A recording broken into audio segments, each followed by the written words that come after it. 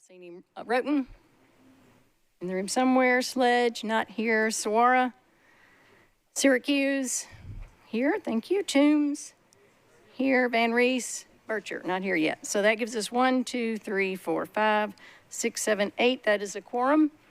We'll begin our business with the consent agenda.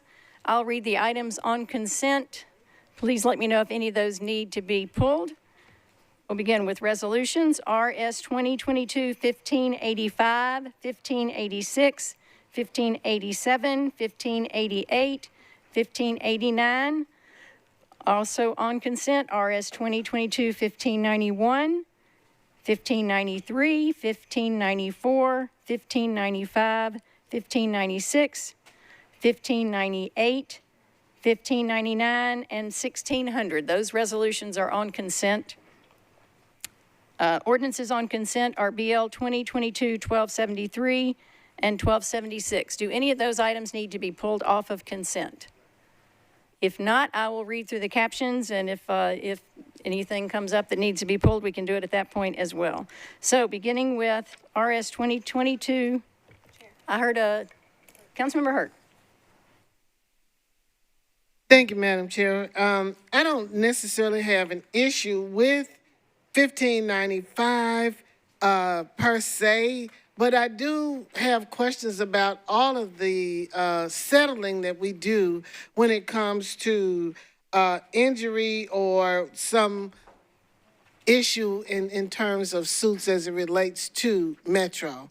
And I don't know if this is actually the place to discuss this, or can you kind of guide me? This might not be the week because we got a pretty full agenda. Well, I know it's not the week, but while it was here on my mind, I'm getting a little old, so I'll forget.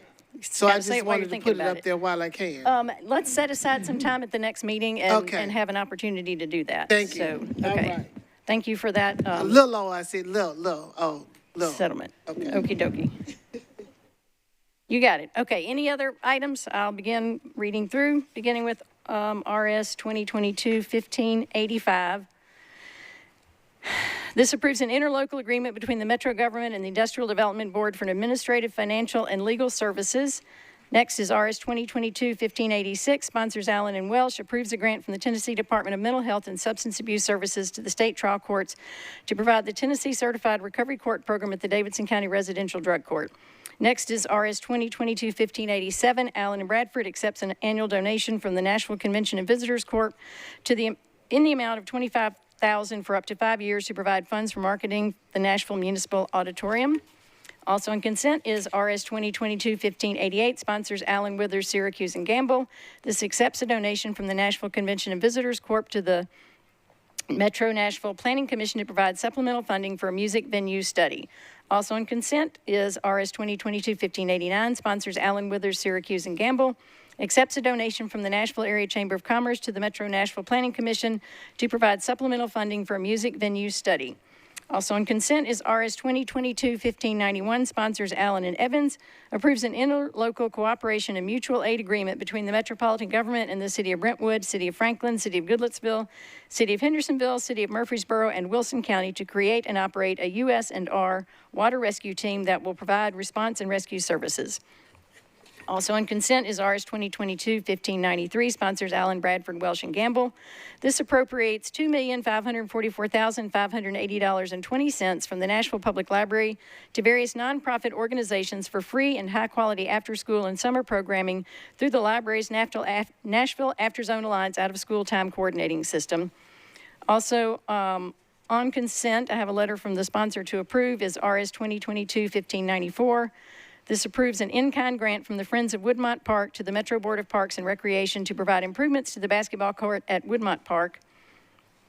Next is RS 2022-1595, sponsor is Allen, authorizes the Metro Department of Law to settle Nicole Jordan's claim against the Metro government in the amount of $115,000, with $10,000 reflecting back pay to be paid from the Parks and Recreation operating budget, and the remaining $105,000 be paid from the Judgments and Losses Fund. Also on consent is RS 2022-1596, sponsors Allen and Evans. This approves an amendment to an agreement between the Metro government and N4 US Inc. to provide maintenance and support of workforce time and attendance software for the Metro Nashville Police Department. Also on consent is RS 2022-1598, sponsors Allen, authorizes the Metro government law to compromise and settle the personal injury claim of Kristen Jenkins against the Metro government in the amount of $24,000, and that said amount to be paid out of the self-insured liability fund. Also on consent is RS 2022-1600, sponsors Allen and Young. This authorizes the Department of Water and Sewerage Services to enter into a waste data pilot program with Rubicon Global LLC to accept a donation of $14,592 for the hardware, software, and services associated with the program. We'll vote on resolutions on consent, and then we'll do bills. So that's all the resolutions on consent. Do any of those need to be pulled? And I see that we now have Councilmember Druffel, which gets us up to 9, and Councilmember Sledge, welcome. So there are now 10 of us. Do I have a motion for the resolutions on consent? See a motion and second. Any discussion on the resolutions on consent? All those in favor say aye. Any opposed, nay. On to bills on consent, beginning with BL 2022-1250, not 1255. 1273, sponsors Allen and Young, grants the purchasing agent the authority to extend the term of a contract for the Murfreesboro Pike Complete Streets Architectural and Engineering Services. Also on consent is BL 2022-1276, sponsors Allen, Bradford, Stiles, and Porterfield, approves a license agreement between the Board of Parks and Recreation and the Nashville Food Project for the use of commercial community gardening at Mill Ridge Park.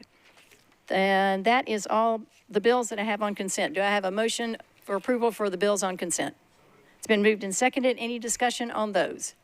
Seeing none, all those in favor say aye. Any opposed? We recommend approval. 10 in favor. I don't think she voted. I'll add her for everything else. 10 in favor, 0 against, 0 not voting. And we will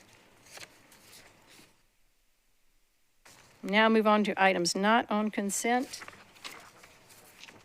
Councilmember Swar, we are now up to 11. So we'll go back to resolutions not on consent. RS 2022-1509, sponsors Wilders, Allen, and Style, establishes a new fee structure associated with the processing and review of the Metro Planning Commission applications with Title 17 of the Metro Code. Do I have a motion? It's been moved and seconded. Any discussion? Has this been approved by the Planning Commission at this point? It has been approved by the Planning Commission. Thank you. Any other questions on this? Seeing none, all those in favor? Any opposed? Any not voting? We recommend approval. 11 in favor, 0 against, 0 not voting. Next is RS 2022-1553, sponsors Allen, Hancock, Stiles, and Gamble. This adopts a new pay plan for the general employees of the Metro government, excluding employees of the Board of Health, Board of Education, and the Police and Fire Department, effective July 1, 2022. Do I have a motion? I think, yeah, it's been moved and seconded. I have an amendment that would reflect what I believe we will end up passing, and I will ask council to give me a recommendation on if we need to wait or if we can go ahead and talk about this amendment now, knowing that it sort of depends on what happens with our budget votes. You can move the amendment now. It's proper to move it. Okay. Okay. All right. So we're moving the amendment, which simply adds the 0.5% COLA on top of the 4% to a total of 4.5% COLA, and we will be discussing that in detail, perhaps under the budget itself. But if we can vote on it now as well, and then, whoa, I have expired. All right. So it's been the amendment has been moved and seconded. Any discussion on the amendment? Seeing none, all those in favor? Any opposed? We recommend approval on the amendment on the bill as amended. Do I have a motion? Thank you, Mr. Mendez. It's been moved and I think seconded. Any discussion on the bill as amended? Seeing none, all those in favor? Loud and clear. That was great. Any opposed? Any not voting? We recommend approval as amended. 11 in favor, 0 against, 0 not voting. The next two resolutions are similar to this. RS 2022-1554, sponsors Allen, Hancock, Evans, and Gamble, adopts a new pay plan for employees in the Metro Departments of Police and Fire effective July 1, 2022. Do I have a motion? It's been moved and seconded. There is an amendment that will similarly add a 0.5% COLA to the 4% that's already there. Do I have a motion on the amendment? Bless you. Okay, any discussion on the amendment? Seeing none, all those in favor? Any opposed? We recommend approval of the amendment. 11 in favor, 0 against, 0 not voting. Now I need a motion on the bill as amended, on the resolution as amended. It's been moved and seconded. Any discussion on the amendment? Seeing none, all those in favor? Any opposed? We recommend approval. 11 in favor, 0 against, 0 not voting. This is the final pay plan one, RS 2022-1555, sponsors Allen, Hancock, Evans, and Gamble.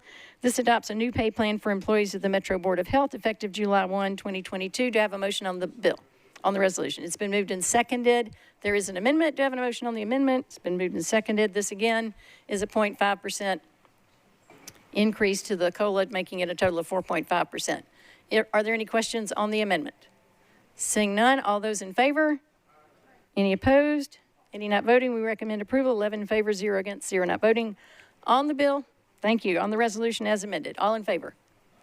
Any opposed? All right, we recommend approval. 0 in favor, 11 in favor, 0 against, 0 not voting. Next is RS 2022-1556. Sponsors Allen authorizes the issuance, sale, delivery, and payment of one or more series of general obligation improvement bonds in an aggregate principal amount not to exceed $650 million and providing for the levy of ad valorem taxes for the payment of debt service on the bonds. Do I have a motion? Been moved and seconded. Any discussion? Thank you. We've had the explanation that we're doing this to try to get in front of further increase in interest rates, which will save us millions of dollars. If there's no other discussion, all those in favor? Any opposed? We recommend approval. 11 in favor, 0 against, 0 not voting. Next is RS 2022-1557. Sponsors Allen authorizes the issuance not to exceed $290 million in aggregate principal amount of interfund tax anticipation notes of the Metropolitan government. It's been moved and seconded. Any discussion? Seeing none, all those in favor? Any opposed?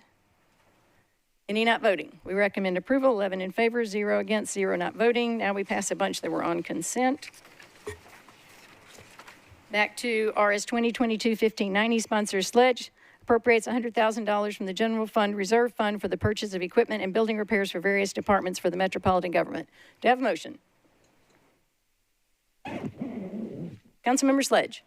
Thanks. I'm going to move to defer this 2 meetings because I believe it's supposed to be rolled into an upcoming 4% fund request. Nope. We have a motion to defer 2 meetings. Been seconded. Any discussion? Seeing none, all those in favor? Any opposed? Any not voting? We recommend a 2-meeting deferral. 11 in favor, 0 against, 0 not voting. Next, passing a few on consent, we get to RS 2022-1599, sponsors Allen, Young, and Welsh. This appropriates up to $2.5 million annually through the grant contract to the Metropolitan Department of Water and Sewer Services and the Cumberland River Compact to provide tree canopy restoration and maintenance. Do I have a motion? It's been moved and seconded. Any discussion? I will point out that I have had great back and forth with Michaela Houghton, and that this funding can also be available to beautification commissioners who wish to do tree planting, which is something we'll take up when we get to the budget as well. So any other comments on this tree restoration fund? Seeing none, all those in favor? Any opposed? You recommend approval. 11 in favor, 0 against, 0 not voting. Next, bills on second reading. BL 2022-1255, as amended, sponsors O'Connell, Allen, Withers, and Bradford. This approves an agreement for a greenway conservation easement between PRII/SH Peabody Union Apartments owner, LLC, and the Metro government. Do I have a motion? It's been moved and seconded. I see that we have an amendment. Councilmember Mendez. Thanks. I'd like to move the amendment. Okay, and that is simply noting that this easement does not prohibit e-bikes on greenways. Correct. Okay. Any other discussion on the amendment? Seeing none, we're voting on the amendment. All those in favor? Any opposed? We recommend approval. 12 in favor, 0 against, 0 not voting. We now have Councilmember Vercher. All right, perfect attendance. I love it. Next is BL 2022, on the bill as amended. It's been moved and seconded. Councilmember Syracuse. You'll need a mic. Yes, sir. Thank you, Chair. Did we get both amendments? I did not see a second amendment. I think that might be on the other one. There's Just on the other There's one? another Greenway bill. Gotcha. But I'm glad you're paying attention. Thank you. I am. I'm trying Councilmember to. Rowe. Real quick question for the sponsor. I'm for e-bikes on the Greenway. Bob, what kind of limit on the speed do these bikes have? I know there's like a different type, so if you could just explain it to me real quick, I appreciate it. Thanks. Councilmember Mendez. Sure, and all the amendment does is make it so any e-bike allowed by state law on the greenways, this easement isn't meant to impact it one way or the other. The council still has the power to regulate them further. State law allows Class 1 and Class 2 e-bikes on greenways unless a council says otherwise, and those stop the assist at 20 miles an hour. Thank you. Thank you. And the speed limit on greenways is 15. Yeah, thank Okay, you. good discussion. Councilmember Mendez. While we're on the topic, anybody who uses the greenways, if they get passed by a bike, it's almost certainly a road bike by somebody in spandex, not a elderly person on an e-bike. Brightly colored spandex. We are trying to get to important stuff. Councilmember Roden. Just a reminder for everyone, the big red bikes that we let people use credit cards for ran over me going 40 miles an hour down a hill, and I was in the hospital for a couple Duly of days. noted. And we're glad you recovered. Any further relevant discussion? Seeing none, all those in favor of the bill as amended, say aye. Any opposed? We recommend approval. 12 in favor, 0 against, 0 not voting. Next, BL 2022-1272, sponsors Hancock, Allen, Withers, and Evans. This approves a lease agreement between the Mayor's Office of Emergency Management and the Department of General Services and the Community Resource Center for use of a warehouse at 801 Anderson Lane in Madison, Tennessee. Do I have a motion? It's been moved and seconded. Any questions? I will just point out this is the Community Resource Center that we will be discussing later, and that this is this warehouse is a lease with 0 payment. So this is an in-kind donation that we're giving to an organization that has provided an awful lot of help to Metro in times of need. Any other discussion? Seeing none, all those in favor? Any opposed? Any not voting? We recommend approval. 12 in favor, 0 against, 0 not voting. Next is BL 2022-1275, sponsors Syracuse, Allen, Withers, and others. This accepts a greenway conservation easement for property located at 433 Opry Mills Drive. And we have 2 amendments on this one. Do I have a motion on the bill? It's been moved and seconded. Councilmember Syracuse, you have the first amendment. Thank you, Chair. This is just administrative. The exhibit was left off of the legislation, so this just adds the exhibit to it. Thank you. I move approval. Thank you. Any other questions on the first amendment? Seeing none, all those in favor? Any opposed? Any not voting? We recommend approval of Amendment 1, 12 in favor, 0 against, 0 not voting. Next is Amendment number 2. Councilmember Mendez.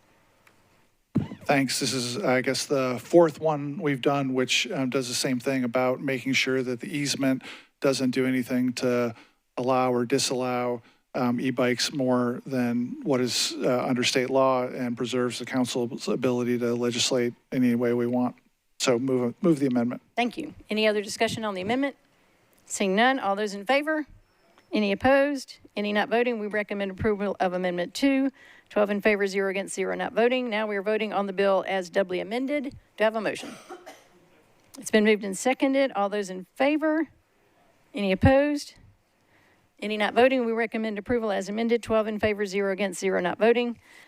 Passing on to the final bill on second reading, BL 2022-1277, sponsors O'Connell, Allen, and Bradford. This approves a license agreement between the Board of Parks and Recreation and the Lamar Companies for the use of 100 Anthony's Drive. Do I have a motion? Councilmember O'Connell. You're not actually, can someone move it first? Yeah. That's been moved and seconded. Councilmember O'Connell. Thank you, Madam Chair. I've got a question, I guess, for whether it's our legal counsel or Metro Legal. This one, council office suggested earlier today, this is pertaining to an existing billboard, but I guess my question is there a reason to extend the lease? Are we legally obligated to do so, or is this a billboard that can actually be removed from public land? Can someone at the administration table answer that? Thank you, Chair. Thank you, Councilman O'Connell. It is on metro property. State legislation allows the billboard companies pretty wide and unfettered rights. You may recall years ago, the provision was that billboards damaged by act of God or whatnot in a non-compliant base zoning were not entitled to renewal. The state legislature elected to remove that consideration. This, however, I do want to credit, I see Mr. Tim Nate back there. You may have noticed in the analysis, this is a renewal of that existing billboard that's right there on Anthus Drive leading to Wharf Park, but it's just for 18 months. And at the conclusion of the 18th month, I believe it does go away. I'm going to ask Mr. Nate, if, with the chair's indulgence, if he could speak. Mr. Nate. What Mr. Jameson said is correct. This lease would expire after 18 months, and then Lamar would be required to remove the billboard at their cost. And I guess my follow-up would be, are we required to go through the 18-month process in order for the removal to occur? I don't believe so. I guess then what I'd like to do is encourage the committee to defer for one meeting so we can understand whether or not we need to do this for 18 months. So that's a motion for a one meeting deferral. Well, I can't make that motion, but as a I sponsor. see a motion for a one meeting deferral. Is there a second? Any discussion on a one meeting deferral? All right, we are voting on a one meeting deferral. All those in favor? Any opposed? We recommend a one meeting deferral. Well, let me just ask, I should have done this before. Is there any timely there? Okay, so there's no time issue. So we have recommended approval of a one meeting deferral. 12 in favor, 0 against, 0 not voting. Now we are to bills on third reading, and there is one biggie, which we now have 35 minutes to get through all of it. And I'm going to start with the indulgence of a little bit of background that I think is important to provide as soon as I find it. Okay, we are on BL 1222, 1248, sponsors Allen and Sawara. This is our budget ordinance, and I need a motion, and then we'll move on to the substitute. Do I have a motion? It's been moved and seconded. Would my vice chair move the substitute? So moved, all right, and moved and seconded. So as we begin the substitute, I would like as brief as I can make it, explanation. I just want to set the context as we begin our conversation, both on this substitute and a number of amendments that have been proposed. First of all, I want to review what our financial policy is. There are some important pieces to it, the first of which is that although our charter requires a 5-month fund balance only, general accounting principles call for a minimum of a 2 to 3 month fund balance, which means if you had a recession, for example, that you would have some backup funding to be ready for emergencies. And we have been in a position of being in very difficult circumstances and having all of 5 days of fund balance. So I just want to remind people of that. So what we should have in our fund balance should be 18 to 25%.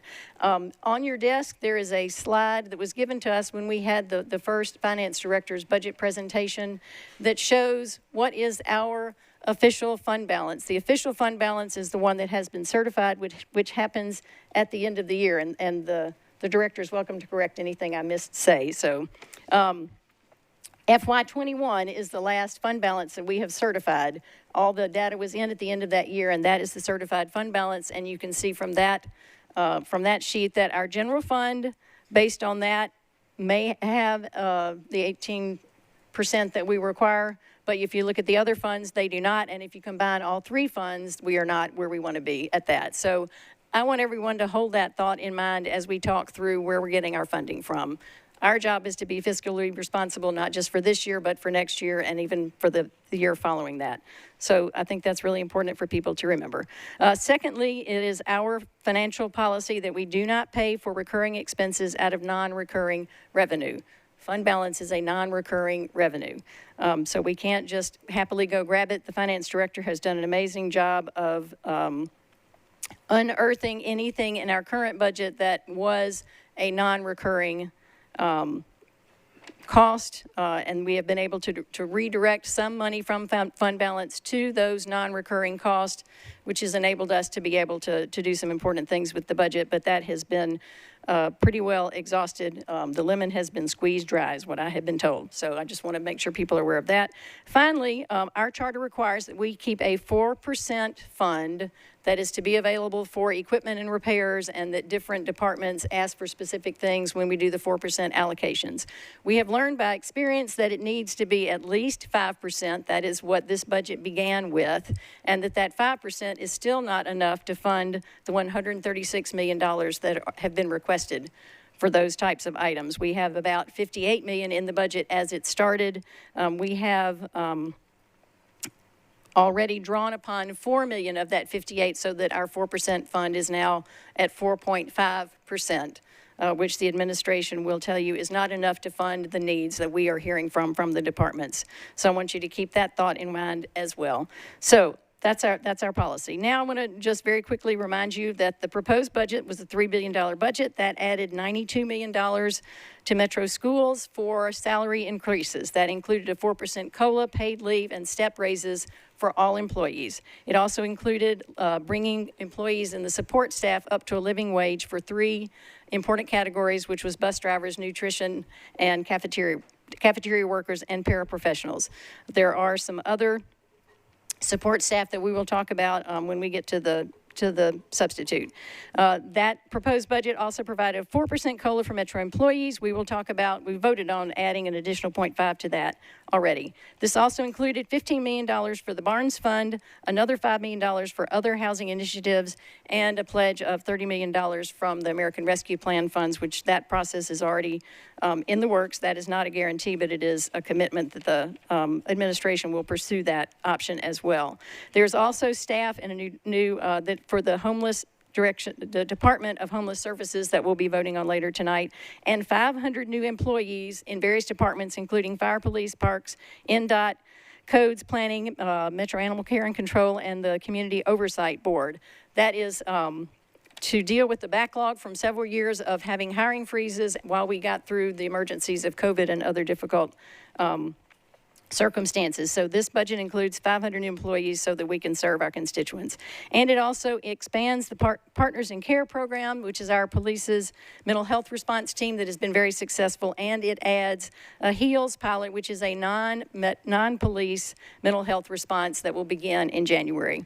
That is the proposed budget that we were given from the mayor. We have moved the substitute, and I want to just again review what the substitute has added. We built on the mayor's budget, but based on public comment, both in March and earlier in June, and also on the wish list workshops and the poll that we conducted after that, as well as all the many emails that we have received, the substitute does several important things. First of all, it fills the BEP hole so that our schools are fully funded. And that took $15 million right off the top of all the places that we usually are able to reallocate funding. The second 2 biggest items for the wish list were also included, and as many others as we could afford. So that includes the support staff raise in Metro schools, $4 million to do that, which would give them, raise everyone to a living wage, as well as deal with the compression concerns that come with raising up the lower tiers. That also gives the Metro employees the 4.5% COLA. It also added an additional $250,000 to Nashville Grad. It added an affordable housing manager at the planning department, which is the 24th of the 25th positions that they requested. It also added funding for childcare, for youth, for workforce, and for homeless services. It also flagged items that are available for other types of funding, such as the beautification, which NDOT has committed to covering the cost of, historic plaques, which will be in the 4% fund, 4% allocation coming up. Traffic calming will be in the capital spending plan, which is the perfect place for it. Nonprofits, where we could, we funded them at half of what they asked for, and the others we believe will be able to get funding either from the American Rescue Plan funds or from FEMA. So we were not able to fund all 55 items that were on the wish list, but we did as many as we could based on the general guidance that was given to us. And then finally, I want to remind you of what funds we have already tapped to do the things that we agreed were most important to us. To begin with, we did move $9 million from our fund balance. That still keeps our general fund balance in a relatively healthy place, but that is that is the limit based on where there are one-time items that could be identified in our budget. So the fund balance is pretty well tapped out. We also moved $4.7 million from what we call the 4% fund because we had an additional 1% in there. We are now down to an additional 0.5% in there, and we know that what is left is not enough to fund the items that are being asked for. We also moved $1 million from self-insured liability. We moved $1 million from judgments and losses. We moved $500,000 from parks by asking them to only hire 7 of their Greenways police, but we have left all the other positions intact because we have heard from many people that there are maintenance issues that they desperately need those people for. And we took $500,000 from libraries, asking them if they could hold off on beginning a curbside program that they had hoped to expand. There's a few other places where money was moved from to fund the items in the substitute budget, which was based on input that was provided both from the public and from the council members. So now we have in front of us 17 amendments in 30 minutes that add up to $31 million further that we are trying to move around in our budget. I will just say again, this has been a great effort. Everyone has worked really hard and been really thoughtful, and we have worked very hard to move money from places where it's appropriate. We have stretched the boundaries. I think we've made a few financial people a little bit uncomfortable with how much we have stretched the boundaries, but things are important to us, and we've worked hard to address all those. So thank you for indulging me and letting me run through the things that I want everyone to be holding in your mind as we now try to work our way through these 15 amendments, and I believe there are also 2 late filed amendments as well. So some of them are duplicates, and I'll take them together. And then some of them, as you have heard, there should be a sheet on your paper that was from the administration that simply provided both department impact statements as well as comments on whether the funding would work or not. So I'm going to recognize Councilmember Druffel, and I'm going to ask everybody to talk as fast as I am and to be very concise. Councilmember Druffel. Thanks, Chair. I don't know if I can talk that fast, but I will try. Okay. Just want to thank you actually for, as we start this, I've been through all these meetings, and the amount of work you've done with the budget and finance is fantastic. I think you did a great job on balance. I just want to say thanks, and I really appreciate everything you've done. Thank you. I appreciate that. Thank you. Okay, let's see how thankful everybody else is. So now we have amendments. Amendments 1 and 2 are essentially the same position by Councilmembers Rosenberg and Benedict. So I'm just going to let you two talk together, and then we'll figure out how to deal with those. So Councilmember Benedict, I saw you reach for your mic first. And then we're both going to talk at the same time, right? in harmony. What I'd like to do is talk at the same time and see if we can hear and understand what we're saying. Councilmember Benedict is standing up. You go first. Thank you, Chair. So I'm supportive of Councilmember Rosenberg's amendment, and if that should not pass, then I would like to move mine. Thank you. Okay, so we'll begin with Councilmember Rosenberg's amendment. Thank you, Madam Chair. So I think that the need for this is pretty clear. The Housing Division needs 4 positions, will be best off with 4 positions, desires 4 positions to get off the ground. This gives them that crucial 4th position. And the good news is it does it without taking anything from any other department or the fund balance. Instead, it borrows some money from the Partnership 2030. Now, typically you'll hear a little bit of heartache because they say that the Nashville Area Chamber of Commerce is getting paid with this money to do economic development in Nashville, but that just isn't true. They don't do economic development, as we call it, because we pay them. What they're actually doing is recruiting businesses because that's how they grow their membership and advantage their membership. They're not doing it for a stipend, and they're not doing it out of benevolence, certainly. In fact, we're the only government giving them a handout.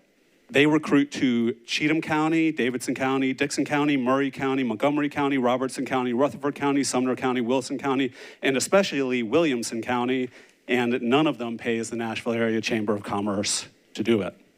So we've got an opportunity here to join everybody else and not hand out taxpayer dollars for no good reason at all. It's not going to change the services that are provided if you're into that or anything along those lines. It's simply going to fund a badly needed position. I ask for your support. Thank you. I do see Mr. Pogue here. If I could ask you to come to the mic and perhaps just provide some commentary, since this falls under your division.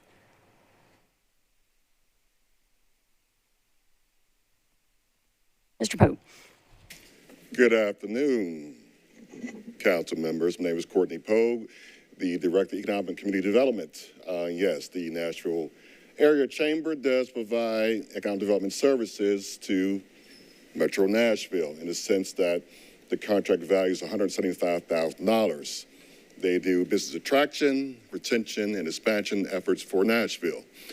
The cost of these services, if we were to procure these services, would be roughly about $1.4 million for staff, software, and other services related to business attraction, retention, and expansion.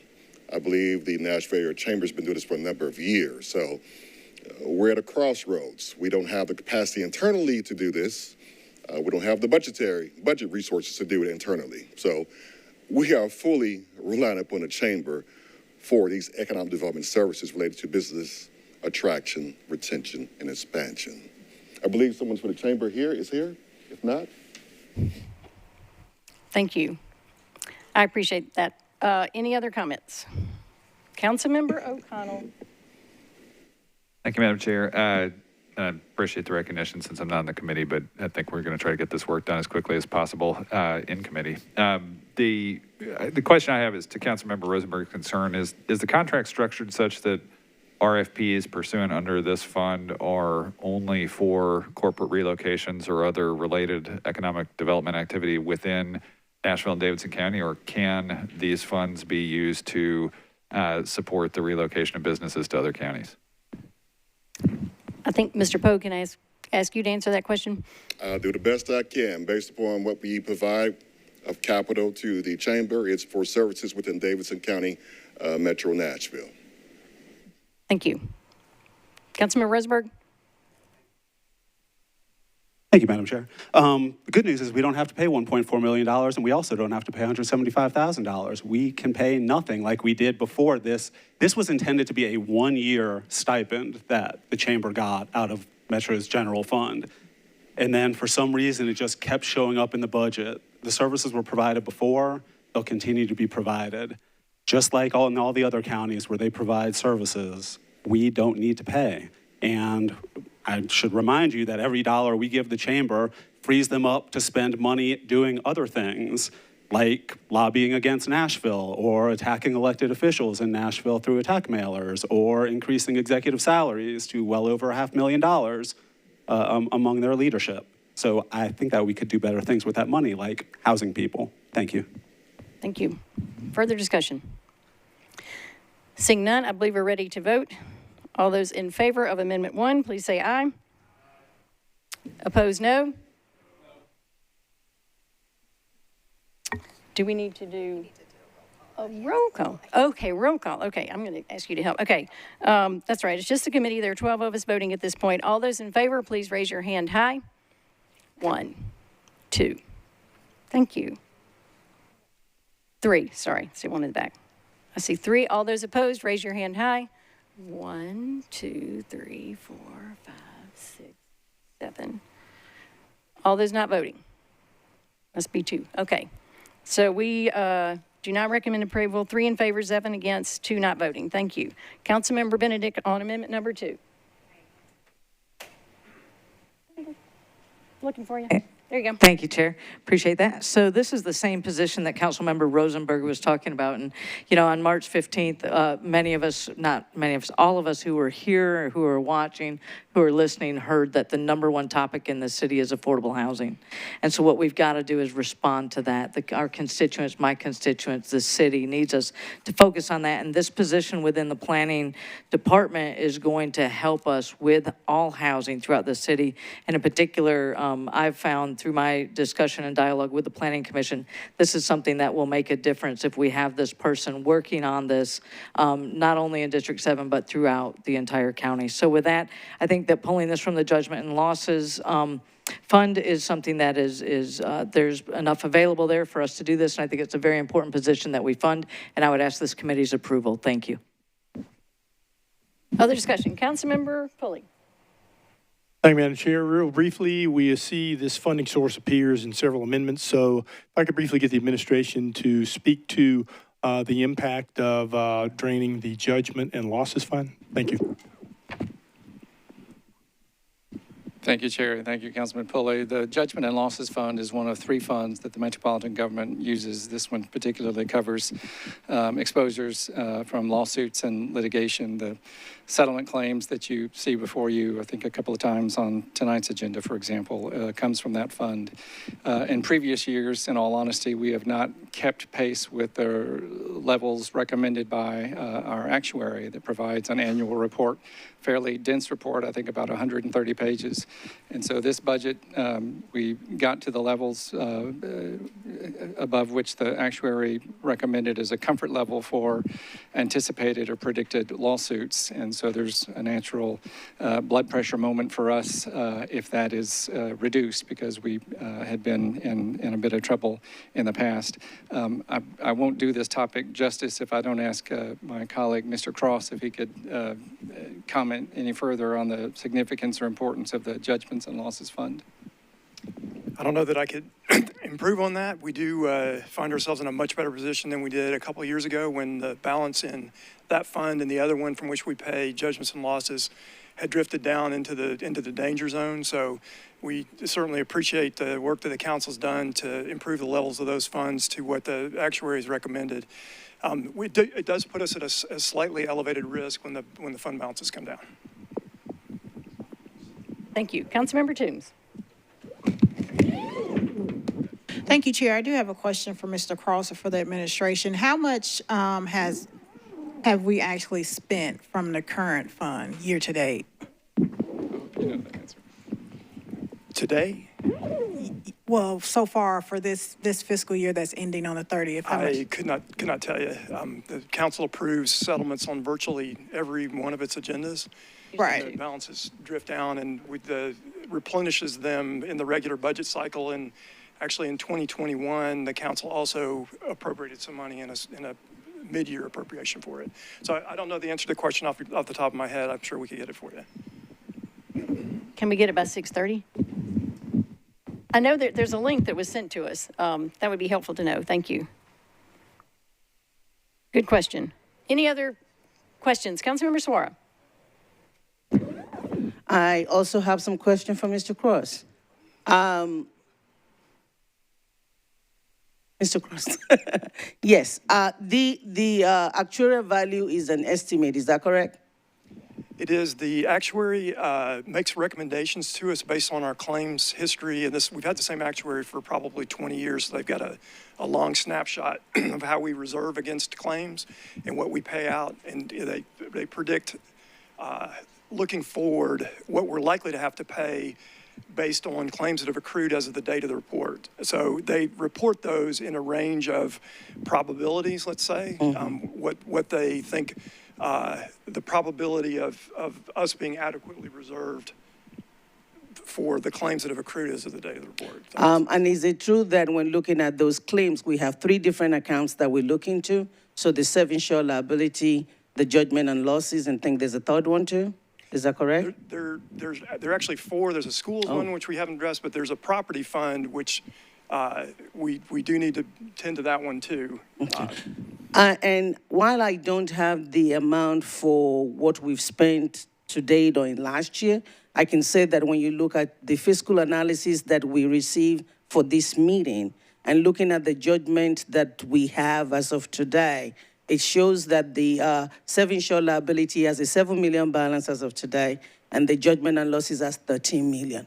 So whatever we put it for FY22, we're going to end the year with almost $20 million left in that account.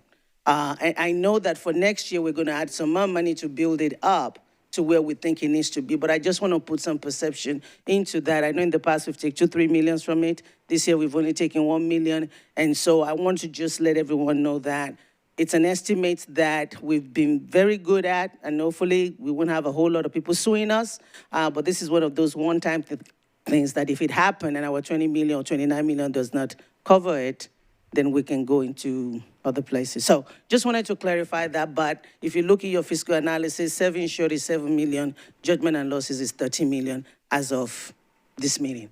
So Yeah, thank you. Danielle sent us a link with the fiscal analysis that leads you to that. Thank you, Councilmember Sawara. Thank you, Mr. Cross. Yes, Sorry, I you just, got a hot mic. so these three funds are treated a little different. They don't kind of turn off at the end of the year, so there is no leftover balance. It's a true banking account, so it continues to revolve as things are drawn. So it's different than fund balance. It's not what's left over. It is, we draw out of it all the time based on the claims. In the same way that rating agencies and investors look at that balance to make sure it's healthy, they look at these funds as well. So it's not so much as what are the current balances right now, it's are we showing a trend of financial stability? We don't want to show one day it was really high, one day it was really low. We have to show a trend of stability to be meaningful. And I will add, and I appreciate the chair's substitute, but it also drew on these funds. So we're already kind of pressuring those funds, and there's a lot. We're on 2, and there's 15 more to go, and you're going to see these funds a lot. So I would just ask you to keep that in mind as you're making your decisions. Thank you. Good. Councilmember Sawara. Thank you, and thank you, Ms. Flannery. I do know that it's a liability account, and it's not. So we're just going to top it up to bring a reserve, or whatever we call it, to where we think it needs to be. So I get that. But the point I was trying to make is that the 98,000 and the 100,000 is not what is going to dip it drastically. So that's what I was trying to get at.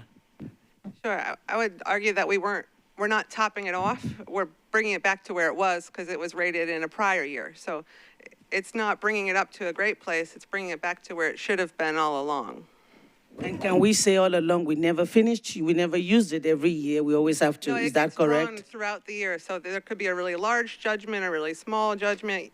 There is no kind of stability. It depends on the size of the claim, and it could be, law could have a banner month where they negotiate everything really inexpensively, or it could be really high claims.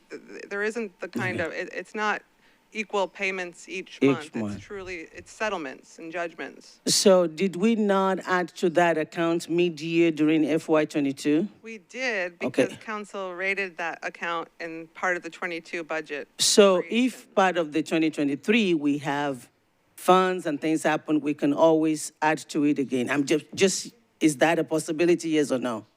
It is a possibility, but it's definitely not the preferred financial management technique. Thank you.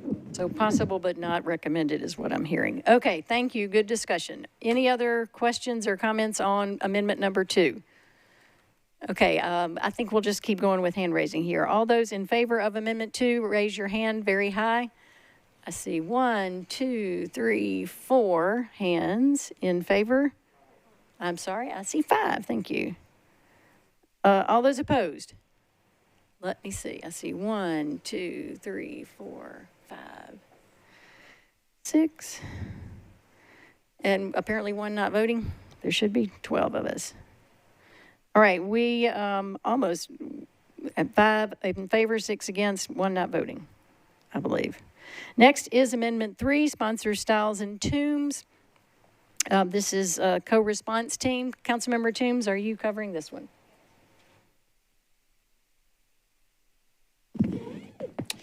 Thank you, Chair. I'd like to move for approval with an explanation. Okay. You're recognized. I think it's been seconded. Okay. All right. So this one, it takes away $198,500 from judgments and losses and adds $73,000 to the police department, $73,000 to the fire and EMS, and $52,500 to codes administration. This is for the co-response task force. This is a team of individuals that will go out from 3 to 11 p.m. to address codes violations. The project was started under former Director Herbert's guidance prior to his departure. There was some miscommunication during the last budget work session, but there was an email sent that clarifying that the codes department is not opposed to this amendment. The night patrols would only be conducted once a month. Well, currently they're only conducted once a month, which is not adequate. And so this would allow them to do more controls. And we get a lot of calls of possible violations during the evening. So this would be a team that goes out and it would address the safety concerns because police would be there. Thank you. Other comments? I think, is Mr. Penn in the audience? If I could get Mr. Bill Penn, who oversees the codes part of that area, to provide a little bit of context for us, that might be helpful as we have a discussion on this.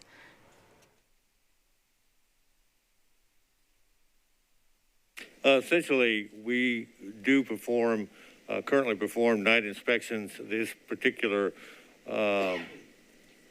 project would have a dedicated person who would work a evening shift. Right now, though, we've only had about a little over 20 requests that have come in this fiscal year. There are 12 that are current that are being worked right now. The Codes Department is not opposed to doing night inspections. Our concern is for safety concerns and also administrative concerns as far as managing the particular project and making sure that the individual or individuals who would be dedicated to doing this have the appropriate administrative support that they need. The way that we are doing this now eliminates a lot of those problems. Because the requests come in, we have time to analyze those. If we need Metro PD support, we're able to coordinate that on the front end in case there might be something that is dangerous that we may need that. Right now, almost 98% of the requests that have come in this fiscal year are for lighting. We have had a few parking on the grass and a couple where it was alleged that there was a business activity occurring. So right now, a majority of those are able to be handled on the way we're doing it now. We have several inspectors who have volunteered to go out in the evening to make those inspections. That eliminates the situation where if we have to go to court, that inspector is already going to court every week, so there's no issue of them having to come in if they've worked a third shift and then having to do extra time with court. They also have all the administrative support that's available. They also have supervision available in case there's some issues that would arise that need to be handled. So right now, given the small number of requests that we're receiving, it's our belief that we're able to handle it the way it is. Obviously, if we can look at this in more detail to see whether or not how we might make this work. I think it has possibilities, but it's something that we just haven't really looked at because we've been doing it all along. I mean, we've been doing this for years, doing night inspections. They have picked up a little bit over the years, but right now they have not exceeded our capacity to make those inspections. And I'll be open to any other questions specifically. I appreciate that. I think what I've heard, both from conversations with you and with Mr. Hall, is that y'all are not opposed and even willing to do this program, which I think many council members do have complaints that come up at night, but feel like that with a year to figure out logistics and implementation, that and also to continue to improve on the kind of voluntary as needed program that's happening now, we can grow that towards something that you would be more comfortable with a year from now. Is that a correct interpretation? Yes, ma'am, that's correct. Thank you. I know people appreciate the fact that it is beginning to happen more, I think, than it has in the past, perhaps. And if we can continue to grow that, I think that's important. So I appreciate that clarification. Any other questions, comments? Okay. Thank you very much, Mr. Penn. So we are voting on the co-response team. And the funding source you've already mentioned was judgments and losses. Okay, also judgments and losses. Okay. So again, raise your hands high. All those in favor, raise your hand high. 1, 2. 1, 2, 3. Thank you. All those opposed, raise your hands high. 1, 2, 3, 4, 5, 6, 7, 8. Still, is that what you get? 3 in favor, 8 against, 1 not voting. Okay, next is Amendment 4. I will point out it's 5 to 5. Next is Amendment 4, Councilmember Evans. This is Box 55. Councilmember Evans, can you tell us what Box 55 is and where you would fund it from? I'm sorry, I'm looking the wrong way. Thank you, Chair. sorry, do we need a motion? Box 55, I think, is a pretty commonly known organization in Davidson County. They are the folks that go out and support the fire department on every fire call that they make 24/7. 365 days a year. They also will support other counties or dire emergency situations. I should have put this in the wish list. I completely forgot to do it. And Main Street News had a great article about them. They're celebrating their 70th anniversary. And so I thought a token of appreciation from us to them would illustrate how much we appreciate their support of our fire department and, of course, everybody that is dealing with a fire. So with that, and also the funding source, $25,000 from Nashville Grad, which I thought felt a little benign because it's a little less than 3.5% of their funding, assuming we pass the chair's substitute budget. And I appreciate what Nashville Grad does. And so not to disparage anything about them, but wanted to avoid some of the conflict, that we're seeing here today about fund balances. And with that, I move approval. Thank you. Can someone on the committee also move approval? So moved. All right, Thank great. you. It's been moved and removed and seconded. Any further discussion on this? $25,000 to Box 55 from Nashville Grad. All those in favor, raise your hand high. Any opposed? I see 1, 2, 3, 4, 5, 6. Okay. So I saw none in favor, 6 opposed, which leaves 6 not voting. Okay. All right. Next is Amendment 5, Councilmember Bradford. This is something related to Metro Animal Care and Control.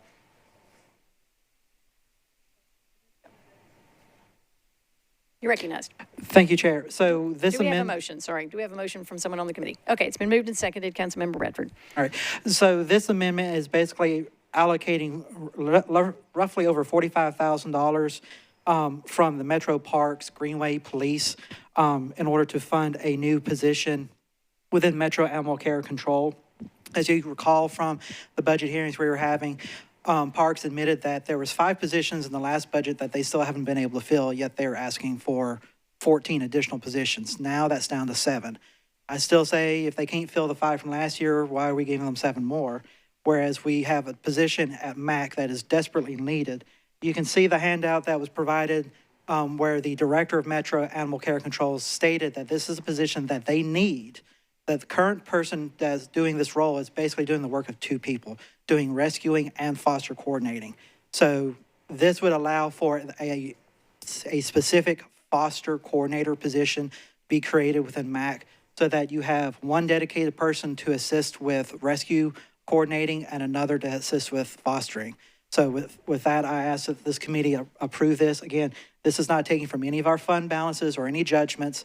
This is taking from a department that has already admitted that they can't fill the positions that they've already been approved for. And so, again, I ask the committee to approve.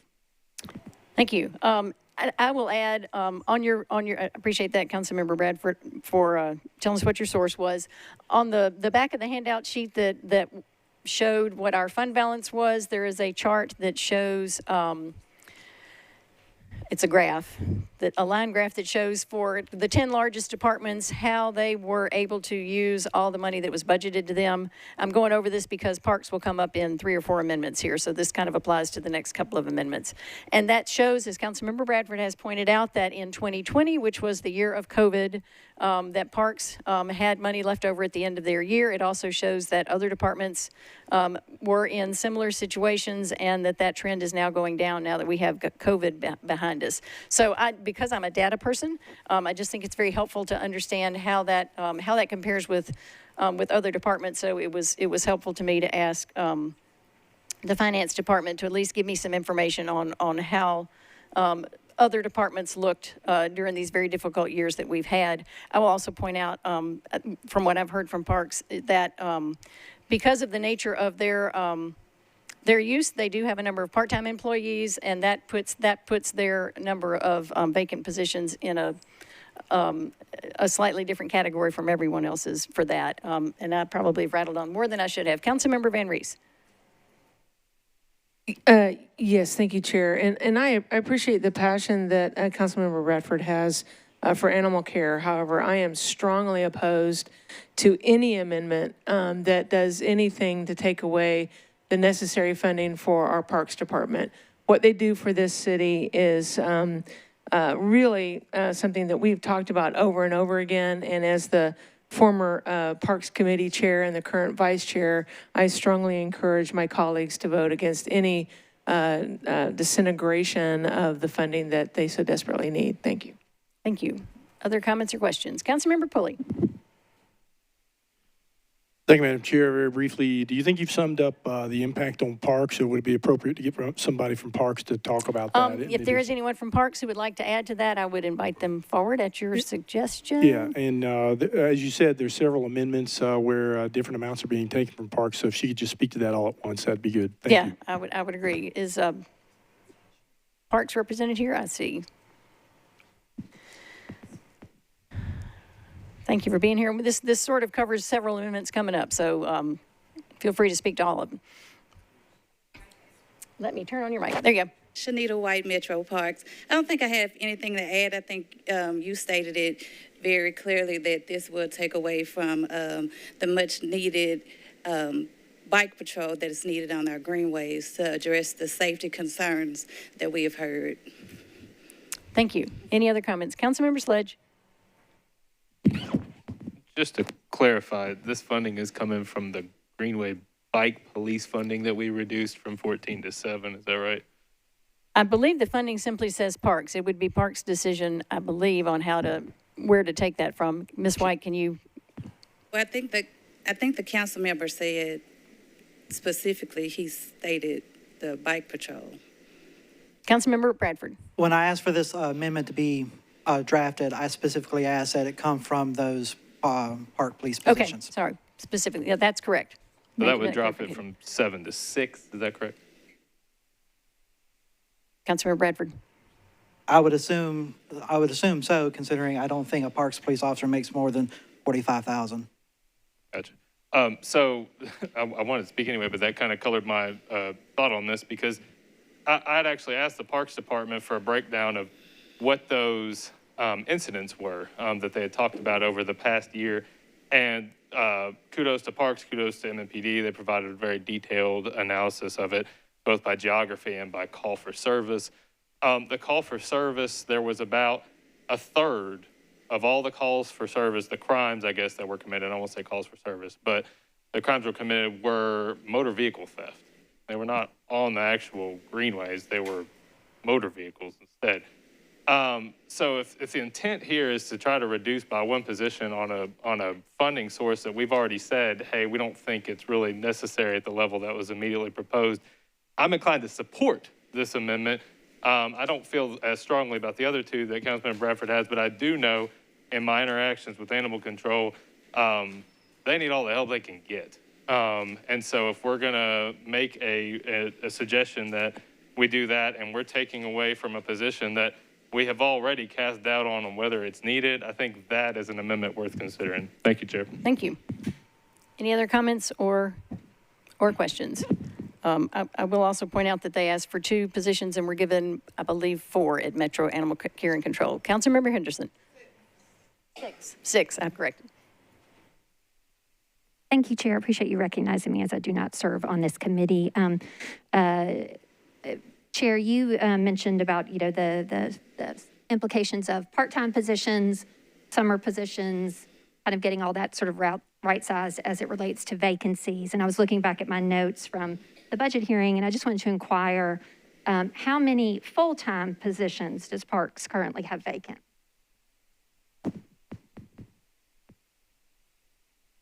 Full-time positions, I'm sorry, Aaron Shelton, Parks and Recreation. Thank you, Mr. Shelton. No problem. We're looking at roughly between 45 and 50.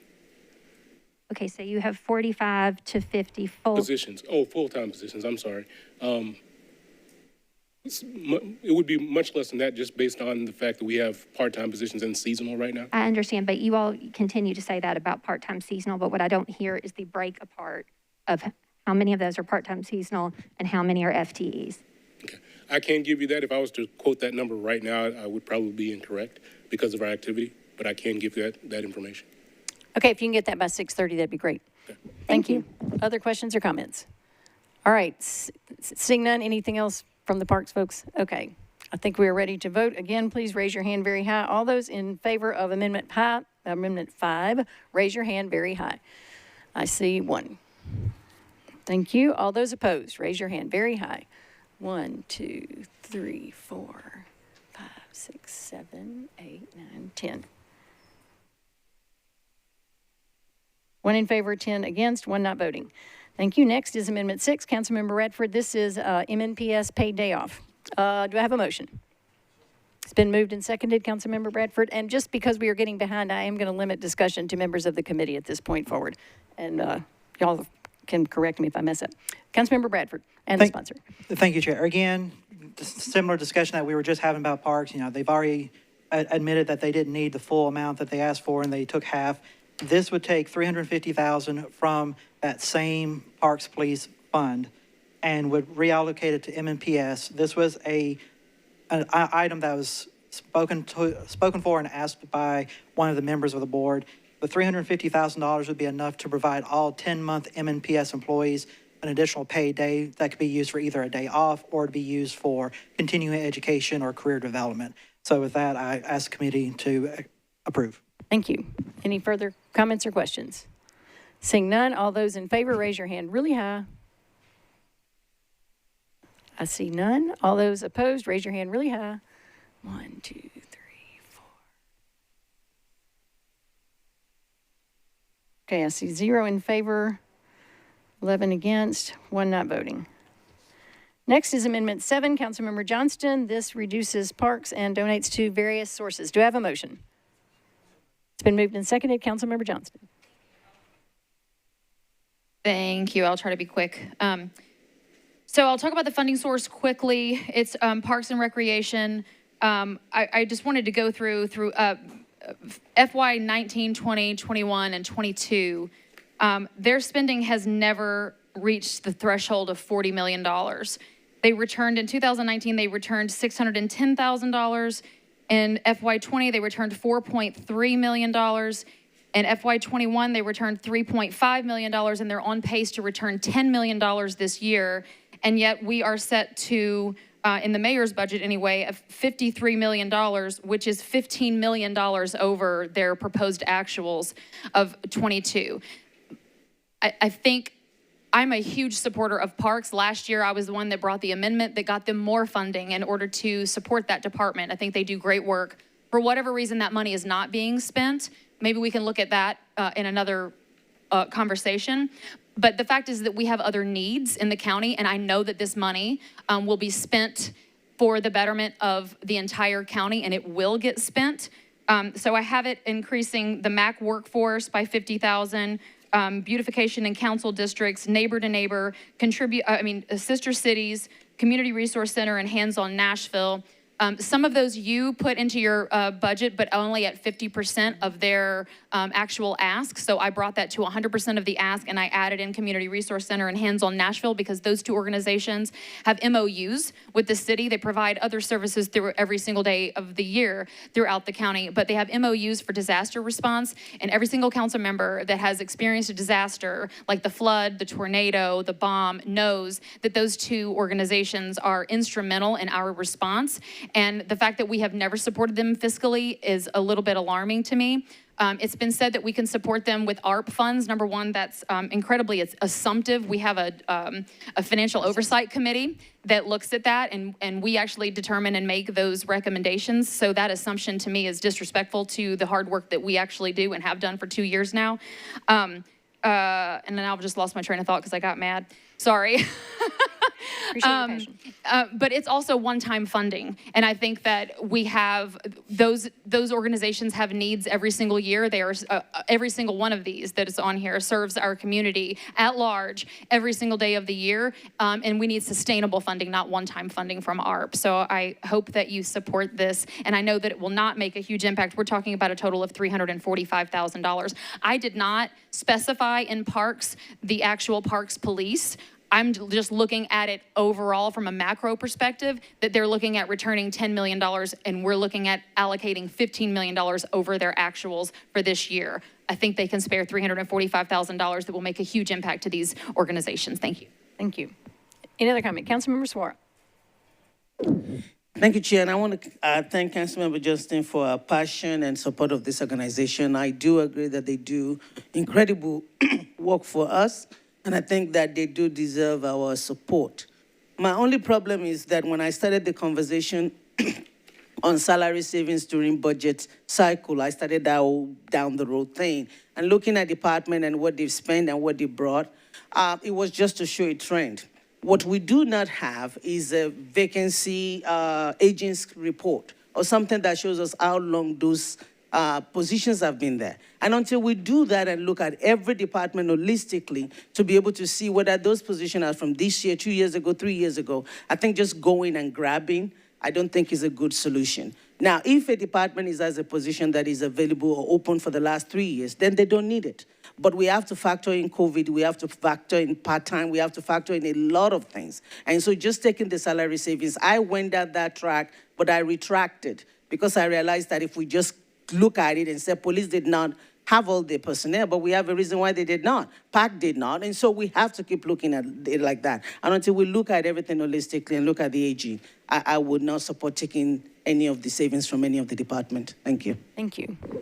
Other comments or questions on Amendment 7? Seeing none, I think we're ready to vote. All those in favor, raise your hand very high. I see none. All those opposed, raise your hand very high. 1, 2, 3, 4, 5, 6, 7, 8, 9. I see 0 in favor, 11 opposed, 1 not voting. Thank you. Next, we are on Amendment 8. Councilmember Welsh, do I have a motion from the committee? It's been moved and seconded. Councilmember Welsh, you are recognized. Thank you, Chair. This is an amendment to fund a full-time Title VI compliance officer and a part-time admin. Under the Civil Rights Act of 1964, any governmental agency that receives federal funding must abide by Title VI, and that includes making sure that the full entirety of government is available and accessible to people who are English language limited, who are deaf, who are hard of hearing, who have any other kind of physical or perhaps psychological disability. In my research to try to improve Title VI compliance within Metro, I found that most Metro apartments are not in compliance with Title VI. We do not have standardized training in place. We do not have the reporting in place that is required. We do not have record keeping and data on Title VI violations of Title VI, how we solve those, and what we have put in place to make sure this never happens again. I appreciate all of the Title VI related spending that you put in your budget, but the piecemeal nature of that kind of illustrates exactly why we need standardized Title VI compliance. Title VI is more than just interpretation services, it's also translation services. I recently had someone in my district who is doing a traffic calming program, could not get documentation in Spanish for all the Spanish-speaking people in the neighborhood. It simply didn't exist in the department. Those are things that need to be addressed systemically. Metro is actually in danger when not being in compliance of losing federal funding, and I'd actually like to ask our legal counsel and perhaps the Metro's legal counsel whether they believe that Metro is in fact in compliance with Title VI on the federal requirements of Title VI currently. Both mics are on. Y'all can decide who starts. Mr. Jameson, you made a face. My understanding, coming from private practice, is if the entity is not in compliance with Title VI, you tend to get a pretty rapid notification from federal government. To my knowledge, we've not received that. I do know that HR is stepping up the Title VI compliance, and it's I heard you on piecemeal. I think I would describe it as comprehensive because it affects multiple departments and multiple outreaches. And you're right, it's not just provision of translation services, although those are being pursued by a half dozen entities as laid out in the memorandum, including funding, I think, expected later tonight from the council in the substitute. The HR department, with respect to the training, is working on an automated LRS system that will provide, I've already been provided my notice to sign up for the training and the notice to provide the annual Title VI report. So I've seen a definite step up by HR and the MHRC, but all of that to say I do not believe there's been any notice of violation to my knowledge, but I defer to Metro League. That would require an investigation on our part in order to make a determination. I'm glad that we haven't gotten actually a notification of a violation, but that doesn't really mean that we're not in violation. I've been working with the Metro Human Relations Commission, and they very much want this. Director Hall from HR also put me in touch with Human Relations, Mark Etherly. They very much want this. Their board very much wants this because they really want to step up our compliance with this. My funding source for this amendment is NDOT. It is $125,000 for the two positions. NDOT already has 100 new full-time employees that were in this last fiscal year, so I don't feel uncomfortable slowing down slightly the growth of that department since they already have those new positions in place. And for all the reasons that I just stated, I would ask my colleagues to support this amendment. Thank you. Thank you. And I will point out that Amendment 9 is the same. I think that's the same position with a different funding source, correct? So we'll vote on both, but we have choices. So any other comments or questions on Amendment 8? Seeing none, all those in favor, raise your hands very high. 1, 2, 3, 4, 5, 6. Is that what you see? 6. All those against, raise your hands very high. 1, 2, 3, 4. 4, is that correct? 1, 2, 3, 4. 5. 5. 1 not voting. 6 in favor, 5 against, 1 not voting. Next is Amendment 9. Councilmember Welsh, you have explained what the money would go toward. Any comments on the different funding? No, I would like to go ahead and withdraw this amendment. Withdraw. Great. Thank you. Next is Amendment 10, also sponsor Welsh. This is the Barnes Fund. Do you have a motion from the committee? It's been moved and seconded. Councilmember Welsh. Thank you, Chair. This amendment, I think, is very, very important because we need more affordable housing to meet a need that, as we all know, is growing very exponentially. And the only way that we're going to do that is to commit dollars and build more. And I really don't see any reason to keep Barnes funds flowing at the current pace because it's very obvious that we're not really meeting the need.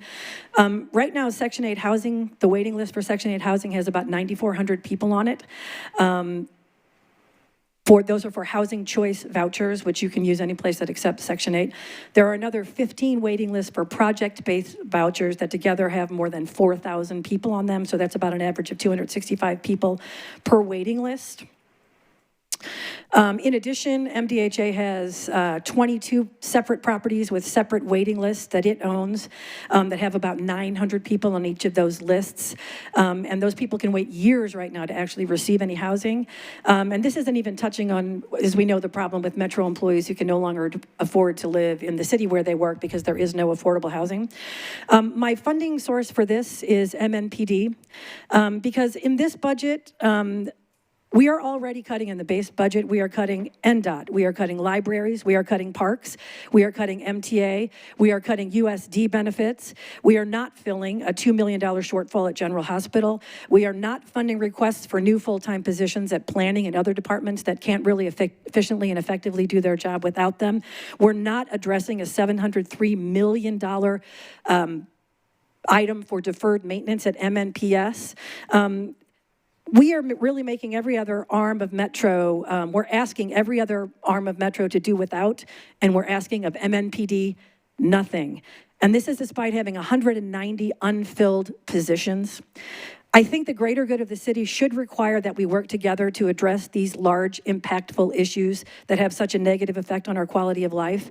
And the lack of affordable housing is one. So I really ask my colleagues to support this amendment and have MNPD donate to the greater good of Nashville too. Thank you. Thank you. Do we have anyone from the Barnes Fund who can speak to money that is allocated this year? I didn't ask for that. My understanding is we have $15 million in the budget already. We are going to be asking for an additional $30 million from ARP, which again is an ask. It's not a done deal until the committee blesses that. There's also an additional $5 million for other housing items, and I see that Councilmember Sledge is going to add to this, which I appreciate. And that we currently have $63 million in the Barnes Fund of money that has been allocated that is being systematically worked through, but it just takes time to get titles cleared and things like that. So that's my 2 cents. Councilmember Sledge. Thank you, Chair. I don't know that I'm going to be able to support this amendment because I have supported a lot of the funding we're doing on police for the new precinct, and I have supported the new precinct because we've got folks who, quite frankly, we need to reduce response times on a lot of stuff. I do want to point out, however, that Councilmember Welsh makes a good point about the fact that we are putting 15 in right now. We put in 30, the bulk of which was from ARP funds in this current fiscal year. The demand is there. The period that just closed that had 20 million for Barnes, they had something like 23 to 25 million in applications. And to be very clear, the ARP presentation that was made last week had nothing about Barnes Fund. It was going to the Office of Housing, who would be directing those different kinds of initiatives that they laid out, all of which are probably very worthy, but do not go to the Barnes Fund. So right now, when we pass this budget tonight, this amendment does not go on, we will be at 15 for fiscal year 23. We will need another 15 to maintain our funding of 30 million, which is the top recommendation from the Affordable Housing Task Force. Thank you, Chair. Thank you for that clarification. Other comments from the committee? Councilmember Hurt. Thank you, Madam Chair, and I appreciate the affordable housing and putting money towards that because it is what the people say that they want and need. But I'm wondering if the development is taking place. I mean, are we able to do this kind of development, the growth and all of that that's going on while we're giving the money away? Are they able to fulfill is my question. And again, I will perhaps the administration can add to what I have tried to, that's a good question. Thank you, Chair. Thank you, Councilor Hurt. I think the figure that Council Lady Allen was relaying from the Barnes Fund, essentially $63 million. Backlog is not the term, but that's how it strikes me. I don't know that they could use or allocate or implement the additional funds submitted in this amendment this year, even if provided. I recognize the need is there, but I don't think they have the wherewithal to implement given the current backlog that they have. Of course, our larger concern is the effect that the funding source would have on the Metro Police Department. Thank you. Other comments from the committee? Tough decisions, for sure. Seeing none, all those in favor of Amendment 10, raise your hands very high. I see none. Any opposed? Raise your hands very high. 1, 2, 3, 4. I see 4. That leaves 6. No, that leaves 8 not voting. Tough decision. Next is Amendment 11. That is Councilmember Welsh, room in the end. Councilmember Welsh, do I have a motion? Thank you once again, Chair. I appreciate it. This is an amendment to add an additional $100,000 to the Metro Social Services allocation to Room in the Inn. The funding level for these programs at Room in the Inn have not increased for these particular programs that I'm looking at have not increased since the Dean administration. And as we know, issues with homelessness have greatly increased and the demand for services has greatly increased.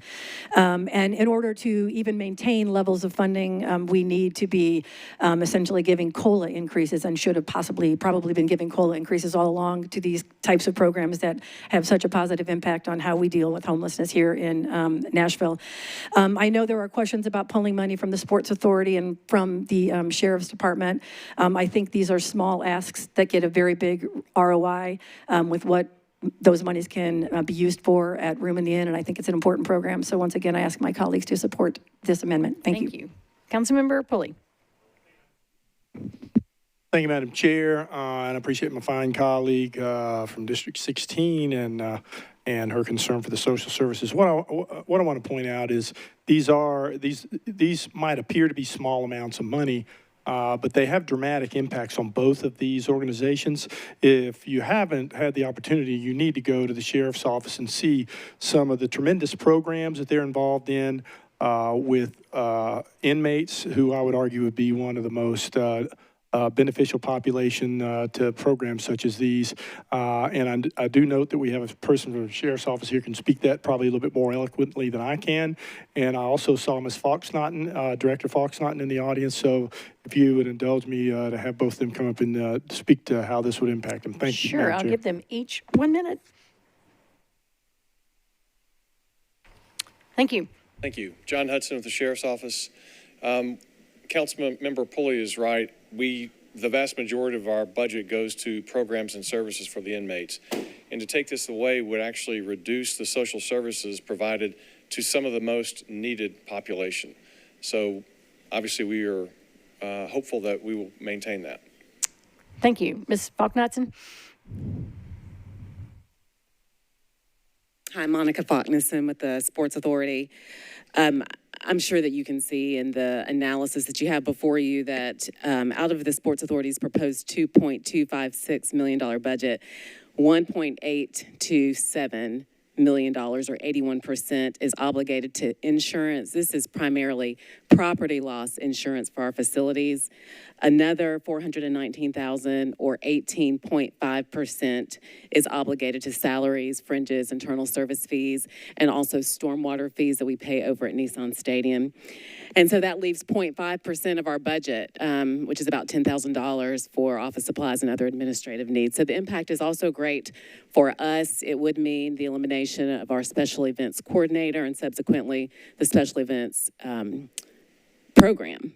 And that is, there is revenue loss associated with that. We also waive parking for 250 spaces for each 501c3 and C6. So there is also a big benefit to the community that would be lost as well. Thank you for that information. Councilmember Suara. Thank you, Chair. I wanted to share also that in the chair's substitute, there was a $50,000 that was added for social services. And I remember that when I spoke with Director Pratt, what she said was that they needed money to keep the homeless in an hotel, which I believe is Room in the Inn. And she did say that they need about $50,000. And that $50,000 is in your substitute, if I'm not mistaken. So I think we've taken care of that in some ways. Can they use additional money? Yes, but I just wanted to point it out based on the conversation that I had with them specifically. $50,000 was the ask, and $50,000 is what is in the substitute. Yeah, that's correct for motels. Thank you for that. Any other comments or questions? Okay, we are voting on Amendment 11. All those in favor, raise your hand very high. I see none. All those opposed, raise your hand very high. Thank you. 1, 2, 3, 4, 5, 6, 7, 8. Okay, 8 opposed, 4 not voting. Thank you. Next is Amendment 12, Councilmember Sledge. Withdraw. Withdraw. Thank you. All right, we may get on schedule. Next is Amendment 13, Councilmember O'Connell. Thank you, Madam Chair. On everyone's desks, you'll have a letter explaining again, we don't have line item opportunities to look at these, and I apologize to the departments. We just didn't have a lot of time to prepare the amendments and do all of the communication. But if you look at the back of the letter, I've got a 2017 letter from then Nashville MTA, now WeGo Public Transit, describing the 3-year plan to actually achieve a potential frequent transit network. You'll see those numbers get up to $71 million by the end of fiscal year 2020. This letter was submitted in 2017. We're looking at FY23. We're fully 5 years behind where a city of our size should be with the nature of our transit program. So what I've done and is really 2 things. One, try to get our local transit investment up to speed, which would also have the benefit of accelerating some of the capital development. And I don't expect that WeGo is necessarily going to come to the microphone and say that, that they want this funding, that they need this funding, but I know from 7 years on the board of directors that they can apply it as anticipated.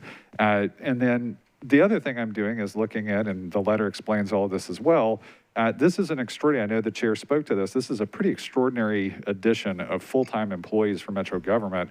And not all of them are for programs that are really Nashvilleian facing from the standpoint of improved services. I've gone through the entire budget book at this point in detail. There are highlights in there, including a contract increase for drug testing for a private vendor in General Sessions Court. There are also some things in the Nashville Department of Transportation budget where we added 42 new full-time employees last year and a proposed 45 this year, where we are both adding 8 full-time employees for litter as well as a $1.5 million contract for litter.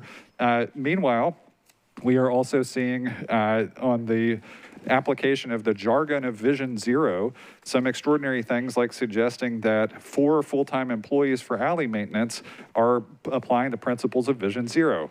I can tell you, year to date, there have been 20 pedestrian deaths, 2 cyclist deaths. At this time last year, we had 15 pedestrian deaths and no cyclist deaths. In terms of crashes with serious injuries so far this year, there have been 44 crashes involving a pedestrian and 5 involving cyclists. Through June of last year, there have been 32 crashes involving pedestrians with serious injuries and 3 involving cyclists. We are doing worse in terms of Vision Zero. And I can tell you, people are not getting killed or seriously injured because of unmaintained alleyways. If we look through this budget, this is not adding muscle. This is frequently adding fat.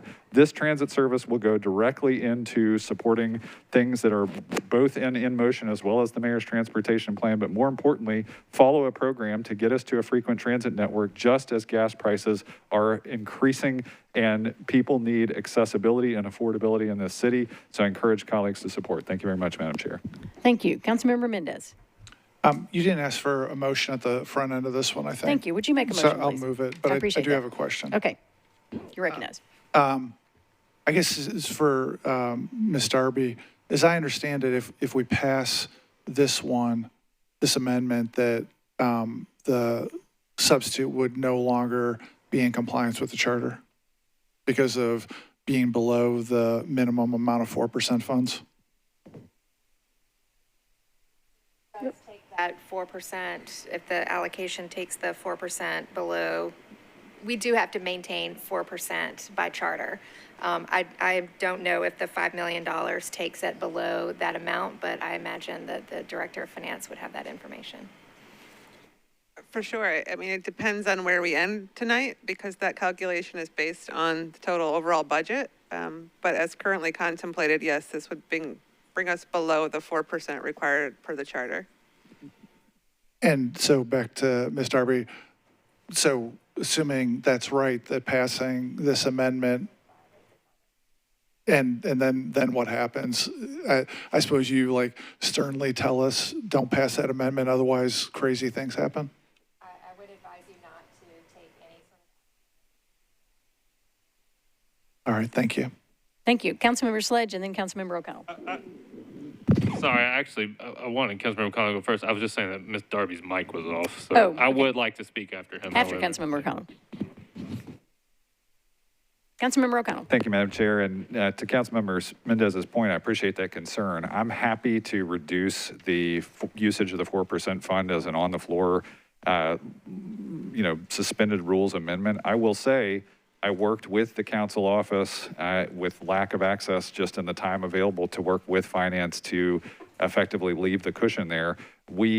Our best estimate was that this would keep us within the 4%. So the amendment was prepared with the intent of holding at the 4% with a little bit of cushion. If we missed our estimate, I'm happy to reduce it by, in a friendly manner, amended amount on the floor.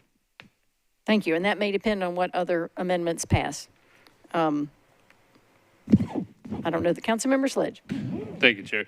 So I wanted to go a little bit further into that because I withdrew the amendment before mine because I didn't want to get into what I think we'll probably get into a debate anyway about the undesignated fund balance and recurring and non-recurring funds. So I do appreciate Councilmember O'Connell's quick work in which he put together, an amendment of recurring funds based on the, 18 hours that we had to review from when this was filed to when we had an amendment deadline. But what I do want to note is that if we are reducing in the chair substitute, which I know the chair worked extremely hard on, but in reducing WEGO's proposed budget from the mayor's budget by $1 million, they have stated that this will have a direct impact on their Better Bus expansion, which we have all talked about over the years. It directly impacts crosstown routes, which are basically the least frequent routes that we have right now. And it will directly impact the expansion of after midnight and further service on two of the biggest lines that we have, which are the number 7, which is Hillsborough, and the number 8, which is the 8th Avenue South. Those are some of our biggest and fastest growing lines. And it is pretty ridiculous to me that we would sit here when gas is about to hit $5 and that we would know what the direct impact would be of reducing those funds and have the opportunity to do something about it, and that we would instead find any sort of financial excuse to not do it. So right now, the people who are hurting the most are going to hurt more because they're not going to have the service they need when they try to take the bus. And then when they have to get in their cars, they're going to pay more at the pump. Right now, today, People for Bikes issued its city ratings of cities all across North America. We somehow lost a point. We scored 18 out of 100 last time, and now we're at 17. And one of the lowest scoring metrics we had was transit access. When people took their bikes, how can they get to transit? We scored 2 out of 100. 2. We have to get serious about what we're doing here to make sure that people have bike access, have bus access, and the fact that we're not willing to get our transit levels back up to a number that we said 5 years ago that we wanted to be at, to me says we've outlined our priorities, folks. And if we're not willing to do the work, we're not willing to figure this out, then people are going to continue to hurt. I would suggest colleagues support this amendment. Thank you. And Mr. Bland, since y'all are here, if you could follow up on that comment, we'd appreciate your, and then back to you, Ken. Thank you, Madam Chair. Steve Bland, CEO for WeGo Public Transit. I can't disagree with the sentiment because clearly I think everybody in this chamber knows that our service levels are lower what they need to be. With respect to the specific substitute amendment, the $1 million reduction in the mayor's recommendation, in the short term, we're fine with it because, frankly, the type of service expansion that both Councilmember O'Connell and Councilmember Sledge are talking about are going to require additional equipment for us. And because of supply chain issues, that's not likely to be delivered until first of the year. So, frankly, the way we were looking at addressing the amendment was to simply defer that expansion to the spring, which kind of gets us within that envelope. Longer term, to be frank, I have the same concerns that have already been expressed as how can we build up to something when we're already long behind the 8 ball. But as to the instant case of this fiscal year budget, we can implement the service expansion we were originally looking at with a deferral that frankly is more related to equipment shortages right now than it would be to this specific budget package. Thank you. And if we hit a windfall somewhere, we could replenish you later, maybe. Who knows? Okay, that's helpful. I appreciate that context. Councilmember O'Connell. Thank you, Madam Chair. And again, just to reiterate, to Councilmember Sledge's point, I still think there is an urgency to this overall task, and I think the $1 million reduction is a huge step in the wrong direction. If we need to zero this out to make colleagues comfortable for the 4%, we can do that. To be extremely conservative, it certainly means less here, but I'd rather get additional funding for transit and less than I anticipated than lose it again, to Councilmember Sledge's point, over a financial technicality. I'm going to ask our council to tell us if there are options. And again, I'm going to point out that it's 20 till 6, and there are other committees that are very cleverly managing to meet parallel tests, which I applaud them for. But Ms. Darby, if we are to try to do some kind of amendment, can we do that not here, but on the floor so that there's time to do that? The council rules require that we have a recommendation from the committee prior to going to the floor. A reduction of the amount of an amendment on the floor should be acceptable. Okay. Is that clear? So what I hear the sponsor saying is he would be willing to lower that number.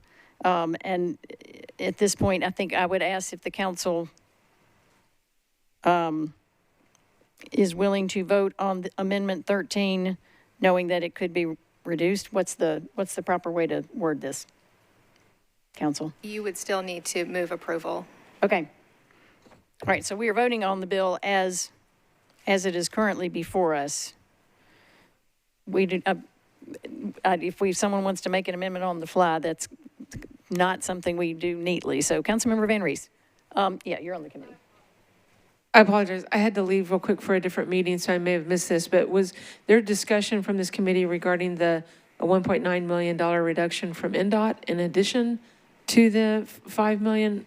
I mean, that 1.9 out of NDOT, I don't know whether or not that seems like a large number. There was a quick run through of departments that were to be reduced, and we have not specifically, we've spoken more about the effect on MDOT. Yeah, if there's somebody from NDOT that can indicate what that $1.9 million reduction would do, whether or not they would support it going to WEGO instead, that would be helpful. Thank you. Director Alarcon. Good afternoon, Diana Alarcon, Director over the Department of Transportation Multimodal Infrastructure. Councilmember O'Connell had mentioned about the litter program. We are currently taking over the litter program from water over to us. So the $1.4 million that he referenced was for that litter program that's moving from water to us. So in essence, if that was to be eliminated, so would be the litter program as a whole. So that's money that has been in the budget, just in a different department. Correct. Now it moved over to us. So that is for services that we currently have ongoing, and we would not be able to continue. Thank you for that clarification. Councilmember Pulley. Very briefly, we have other smaller amounts in this amendment. In the interest of time, I won't call them up here, but those appear to be smaller amounts of money that have significant impacts on the other departments that are in there. The district attorney's office, for example, the fire department, the police department, and others. So keep that in mind when we're evaluating this amendment. Thank you. Thank you. All right, it is getting close. Councilmember O'Connell, I'm going to recognize you for one last time, and then we need to vote. Thank you, Madam Chair. Again, to that point, I've tried to be as detailed as possible in the letter. Those items are intended to affect things like the implementation of the body-worn cameras. I know the district attorney has warned us all as that conversation has gone on about the expense. I'm comfortable reducing that expense. So, you know, it should be explained in detail in the letter, but appreciate Councilmember Pulley's concern. Thank you. Oh, hoping there's not much more conversation. Councilmember Hurt. Yes, thank you, Madam Chair. I agree with Councilmember Pulley in terms of how the impact would be on other departments, and we have issues in regards to violence and crime and things that are going on, and this would desperately impact restorative justice programs. And we're changing people's lives, and it's a lack of resources that cause a lot of those problems. And I'm not surely I understand why we're continuously having this conversation when the CEO has already indicated that they are not prepared, that they would need more time, they would need more equipment and other things in order to fulfill what's being offered here. So in my opinion, timing is everything, and I don't think that this is the time for us to make this addition. So I would not be voting in favor. Thank you. Appreciate that. Other comments or questions? Finance Director, you're recognized. Sorry, just a quick reminder for schedule. We had anticipated bringing the next 4%, filing it on Friday for, I guess that would be the 5th consideration. If we are contemplating the removal of $5 million in programming, we're going to have to revisit what we had planned on bringing. So just that impact is going to be not just financial, but timing-wise, we will have to reconsider everything 4% related. Thank you. Thank you. Important information.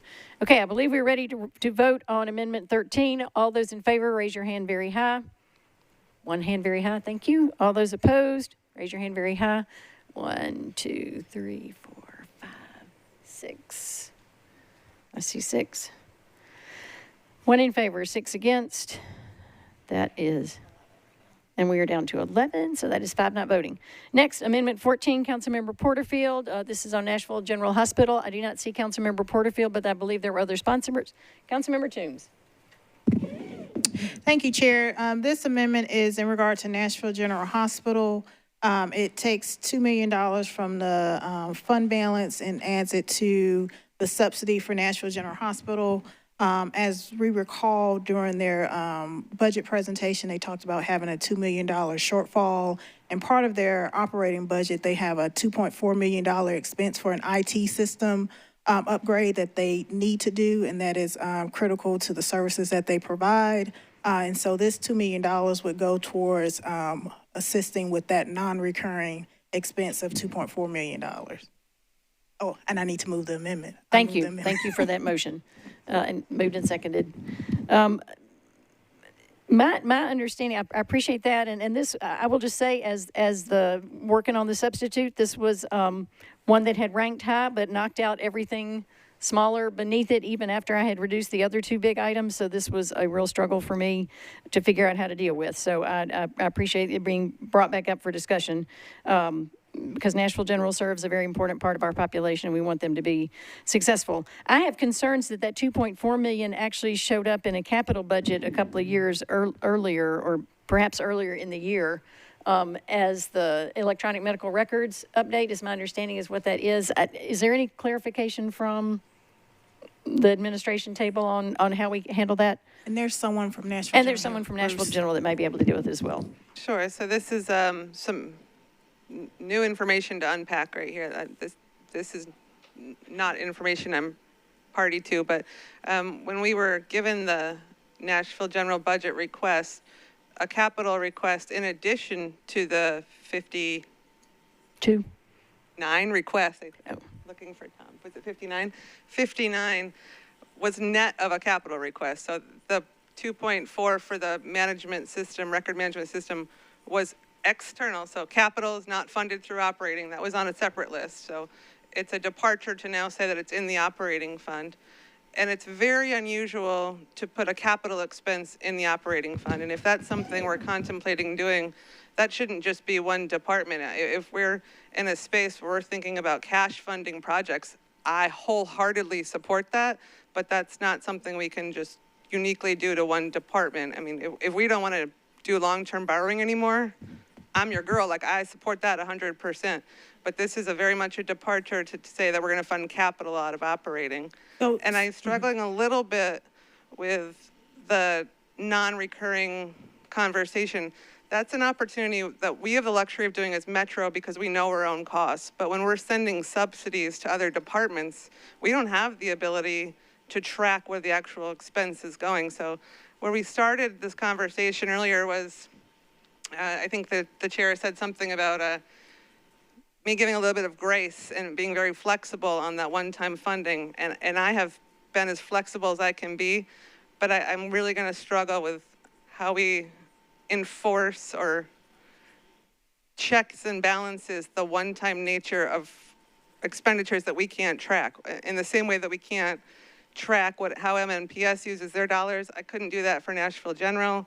And I'm just, that's creating a precedent of an unstructurally balanced budget that I can't implement your existing policies. I don't know how we would enforce that. So the original argument around Nashville General is, as you stated, they receive a subsidy. So we're not required to give them a certain amount. They don't start at a baseline like the other departments do. We supplement their much larger budget, which I believe is over $100 million. We supplement that by giving them a subsidy. So there is an argument there, I believe, that subsidy is non-recurring because we don't have to give it. I asked Nashville General, and Bruce Nearmore is here, who's their chief financial officer, if he could pull out some non-recurring expenses from their budget to compensate for that $2 million. Right, I appreciate that creative solution. Mr. Nearmore, thank you for being here. Thank you, Chairman. And Director Flannery, just for clarification, there was $2.4 million in our capital request, desperately needed capital, because we do need to replace our electronic health record systems for both the hospital and the clinic. But for the accountants in the room, I know Councilwoman Swara and Flannery and so forth, things that 10 years ago were capital are no longer capital. So when you purchase an electronic health record system now, basically the bill starts on day one when they start building the system for you. I have to keep my existing systems in place until the new one is complete and ready for real-time testing on patients, right? So the cost for the design, build, and implementation is 12 to 15 months, and it's in the range of $2 to $2.4 million. We put it in the capital request because we don't have any other way to fund it. And we're never part of the capital outlay program through Metro, so we are completely dependent on 4%.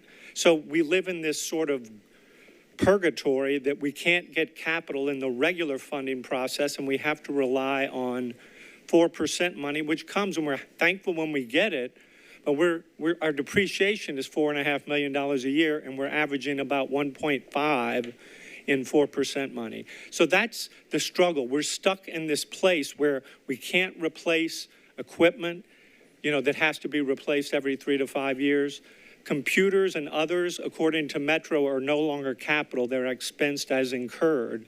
And we've got electronic systems that we need to replace, primary healthcare record, and it is going to cost whatever that implementation costs. Technically, I could capitalize it, but after that first year when I turn it on, it's just a subscription cost every year thereafter. And so we're in this really gray area, and I'm not trying to play any games with Director Flannery or with you guys or Konsei or any, but I'm just trying to bring a real issue to this council's attention. And believe me, you guys have an incredibly difficult task. But, healthcare is important. Education is important. Corrections are important. Public safety. I ride a motorcycle on these streets sometimes. I'm probably crazy to do it. But I feel terrible for people that have to get on a bicycle like Councilman Mendez and make it through these streets.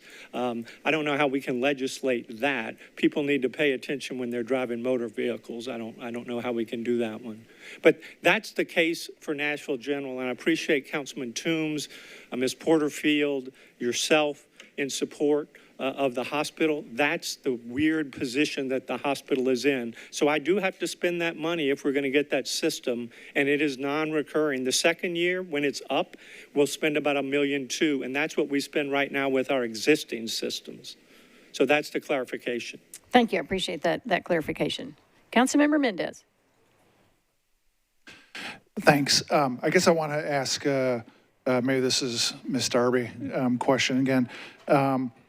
When it comes to fund balance, I'm really, this is another charter question. Charter section 6.06 says the council can't alter the estimates of receipts or other fund availability. And the way I've always understood that to mean that where the substitute uses fund balance with the consent of the director of finance, that's okay because the council doesn't have the authority to alter fund availability. And so in this situation, we've got the finance director saying, well, I'm not sure whether it's please don't or do not, I do not consent. But I think that charter question about whether what precisely the position of the finance director is, whether it's that those funds aren't available, so you have to violate the charter to pass this, or whether the position is, push comes to shove, fine, but I hate it. I'm not sure where we're at.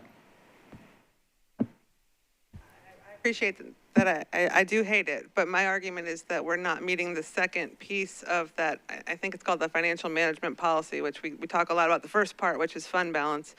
And we all agree it's a crazy low number, but as long as we're living in it, I'm comfortable with it. We all know it needs to be fixed, but let's live within our policies.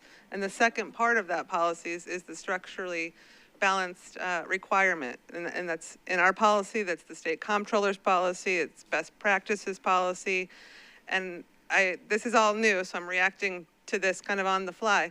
But it's not about the recurring nature of this because it's a subsidy, and we can't validate where their dollars are going. And it's not me picking on General Hospital. I'd be having the same conversation with schools. We don't have that ability. Like, the benefit that we had when we found the 9 million is we know what all of our costs are because we itemize them. But when we're sending money out the door wholesale for them in their own boards to allocate, I can't validate the recurring nature or non-recurring nature one way or the other. And so I say all that to say, well, I think we'd be violating our own policy. I couldn't say how the state comptroller would react to that opinion either. And I don't even know if it rises to a level of materiality to him, if their office even cares at 2 million. I'm flagging things for you. You can obviously do whatever you'd like, but. So, Ms. Darby, from the charter point of view, it sounds like passing this one doesn't violate the charter, but the finance director is telling us she thinks it may or may not violate a policy depending on whether it's recurring or not. There is a resolution that was passed in 1989 that set out the financial management policy to maintain the fund balance at 5% and to not spend the fund balance on recurring expenses. And so the interpretation of whether this is recurring or not, the finance director has said it is recurring because it's something that we expect to do every year, I believe. That's what I've heard her say. The charter provision does talk about altering the estimates of receipts or other funds availability. I know in the past, the council has elected to spend out of fund balance at this time, so. Okay. So I guess back to the finance director. So are you saying you don't have enough information to know whether that EMS system is recurring or not recurring, or that it is recurring? It definitely would not be a recurring cost. It is a capital expense, and we can call it short-term capital or long-term capital, but it's not an ongoing cost.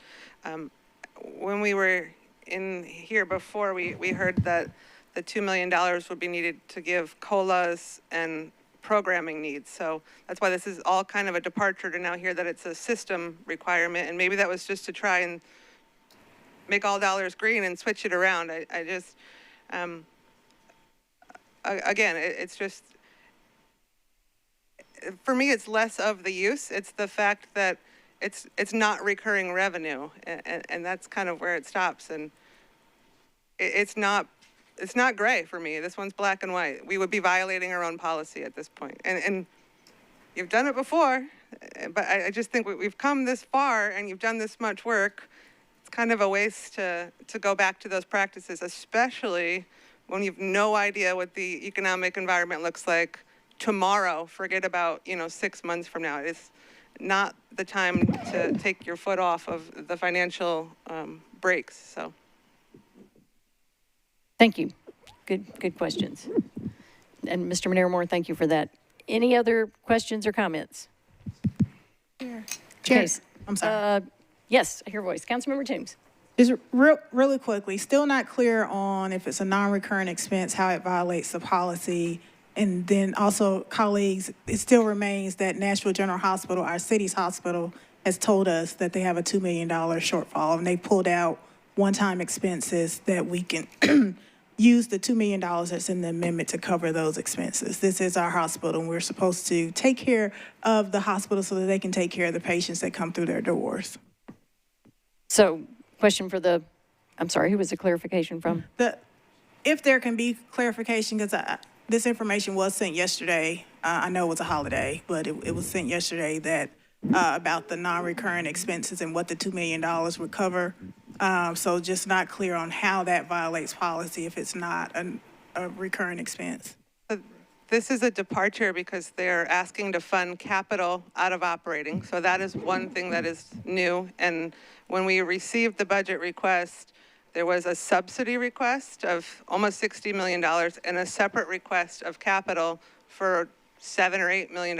This was on the $7 or $8 million list. So we funded 52 million of the subsidy request. So 5% inflationary. That did not include this project. So now this project has found its way into the pot on the left. So that's what I'm saying is new. But regardless of what the funding is for, we're short and we're going to have to go into fund balance, and fund balance is not recurring. So that is why I'm saying the nature of it is not recurring. Other questions? Councilmember Pulley. Thank you, Madam Chair. Very briefly, I think Ms. Flannery spoke to most of this, and I've always been a supporter of the hospital and continue to be so. I have some real concerns about what's on the horizon, in addition to fund balance and where that is, and the concern about rating it. You know, I think economic downturns also affect the growth rate as well, which will impact the money that we have coming in. So I'm just a little concerned. I think I'm going to be wary about the next two amendments taking money from the fund balance. So I appreciate your indulgence. Thank you. Thank you. I appreciate that. This is a tough discussion. I appreciate all the important stuff. Director Flannery. I didn't say something extremely obvious, and maybe I need to. If this is truly capital, it's something we can contemplate as part of the CSP, or if it's eligible for 4%. I'm just arguing capital doesn't go in operating. That's one. And two, fund balance is not the appropriate use. So.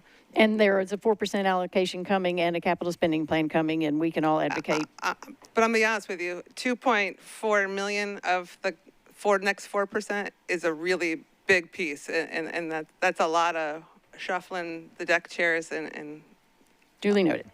Unlikely. Thank you. I appreciate that. Okay, we're all trying to find solutions. Okay, good discussion. I think we're ready to vote. All those in favor of Amendment 14, raise your hand very high. I see 1, 2. Opposed, raise your hand very high. Hold it for a long time. 1, 2, 3. Let's see. 2 in favor, 3 against. That leaves, what are we up to now? We're at 9, I believe. 9. 2, 3, 5. 4 not voting. Okay, good discussion. Amendment 15, Councilmember Porterfield or some other sponsor on the MNPS support staff bonus. Is there anyone to carry that amendment? Is there a motion? Move. Okay, Councilmember Toombs. Thank you, Chair. This one is, it takes $5 million from the fund balance and adds it to MNPS's budget allocation to provide a one-time bonus to support staff. We've heard a lot of, we've received a lot of information from SEIU, and we've heard from support staff during the budget public hearing of how many of them are well under a living wage, and we know that recurring expenses cannot come from the fund balance, and so this amendment makes it a one-time bonus that for at least this upcoming fiscal year that we would bring support staff up to a living wage, and MNPS can put together whatever plan they want to address this for the next fiscal year. Thank you for that. And I would like, is Ms. Rosenberg here from MNPS HR or someone else? Yes. Okay, great. I appreciate that. As you know, what we did end up putting in the substitute was $4 million for support staff, additional raises, with the idea of trying to ensure that everyone was brought up to the living wage. And if I've got that mic turned on for you, if you can give us some information about what that $4 million covers, that would be very helpful. Thank you for being here. Sure, thank you. So with that $4 million, we would actually be able to invest in our support employees to bring them up to $18 an hour. And we would also have the money to address compression across the entire scale. So instead of just moving a group of employees to $18 an hour, which then causes compression, we could add money throughout the scale, with the majority of it being concentrated on our lowest paid support staff employees. They would see increases of 13% up to 19% in their salaries. On top of the 4% COLA that's already been put on there? The 4% COLA is included. Inclusive. In those numbers. Okay, that's helpful for that clarification. And so everyone would be at a living wage, $18 per hour. And then the people in the higher tiers would not go up as much, but they would still go up. Is that correct? Correct. We would be focusing the majority of our money on those lowest paid employees as opposed to at the top of the scale. And what is the top of the scale? Annual So salary. we go up to grade 16. So we have 16 grades, 25 steps. Grade 16 would be your executive directors, your and executive Is that officers. support staff? Yes. And what do they make? Again, it's sort of a range. I don't have that pay scale in front of me. But would it be like 90,000 a year? It would probably be more than that. Okay, so if we had given a $3.75 an hour across the board to make sure that people earning the lowest wages were raised up to living wage, then we would also be giving the people who earn $90,000 a year a $3.75 Correct. an hour raise. Okay. Correct. All right, I appreciate that clarification. Thank you. This is another tough one. Councilmember Suara.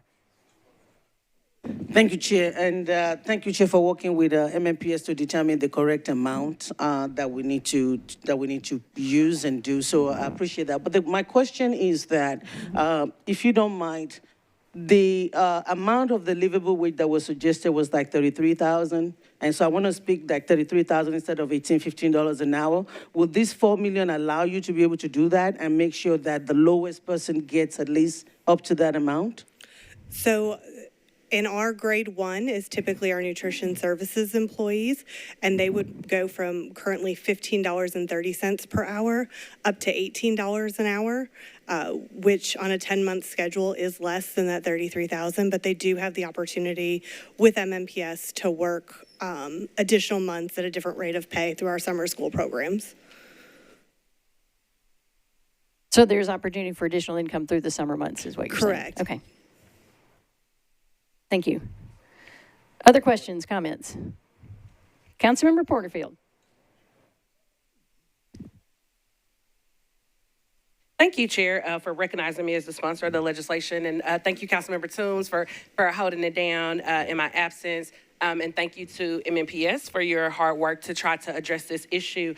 Madam Chair, if it would it be appropriate, we were given a pay table from SEIU that was looking to address the pay at the various levels.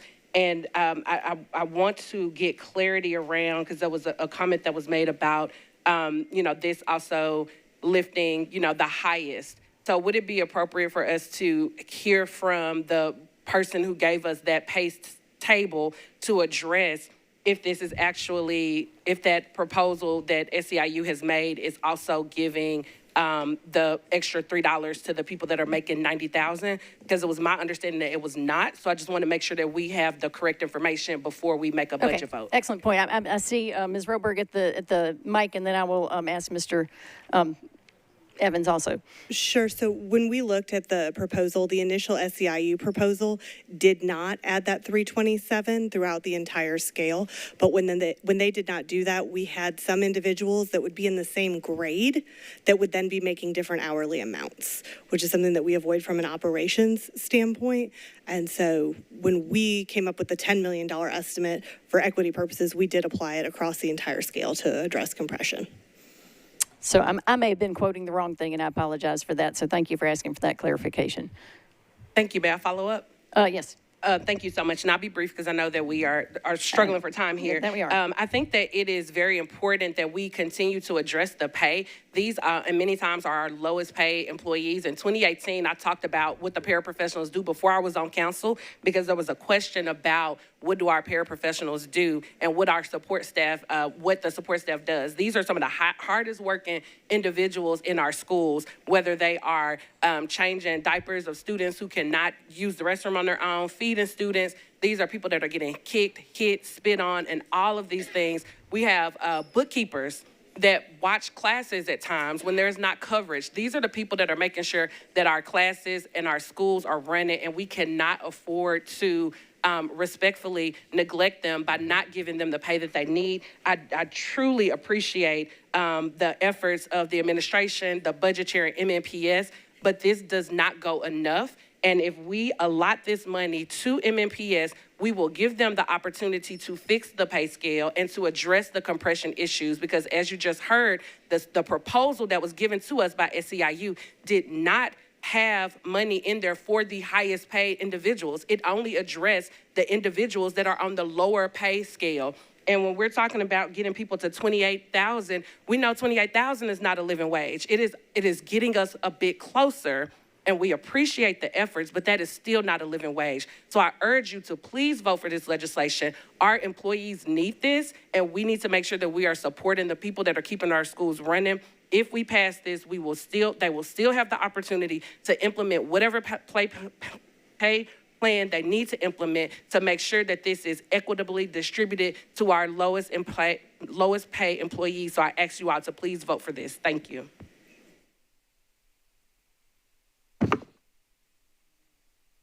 Councilmember Sledge, was that a request to speak? Okay. Any other comments or questions? Seeing none, in the interest of time, we will vote on Amendment 15, which is the MES support staff. All those in favor, please raise your hands very high. Thank you. I see no hands. All those in opposition, please raise your hands very high. 1, 2, 3, 4, 5, 6.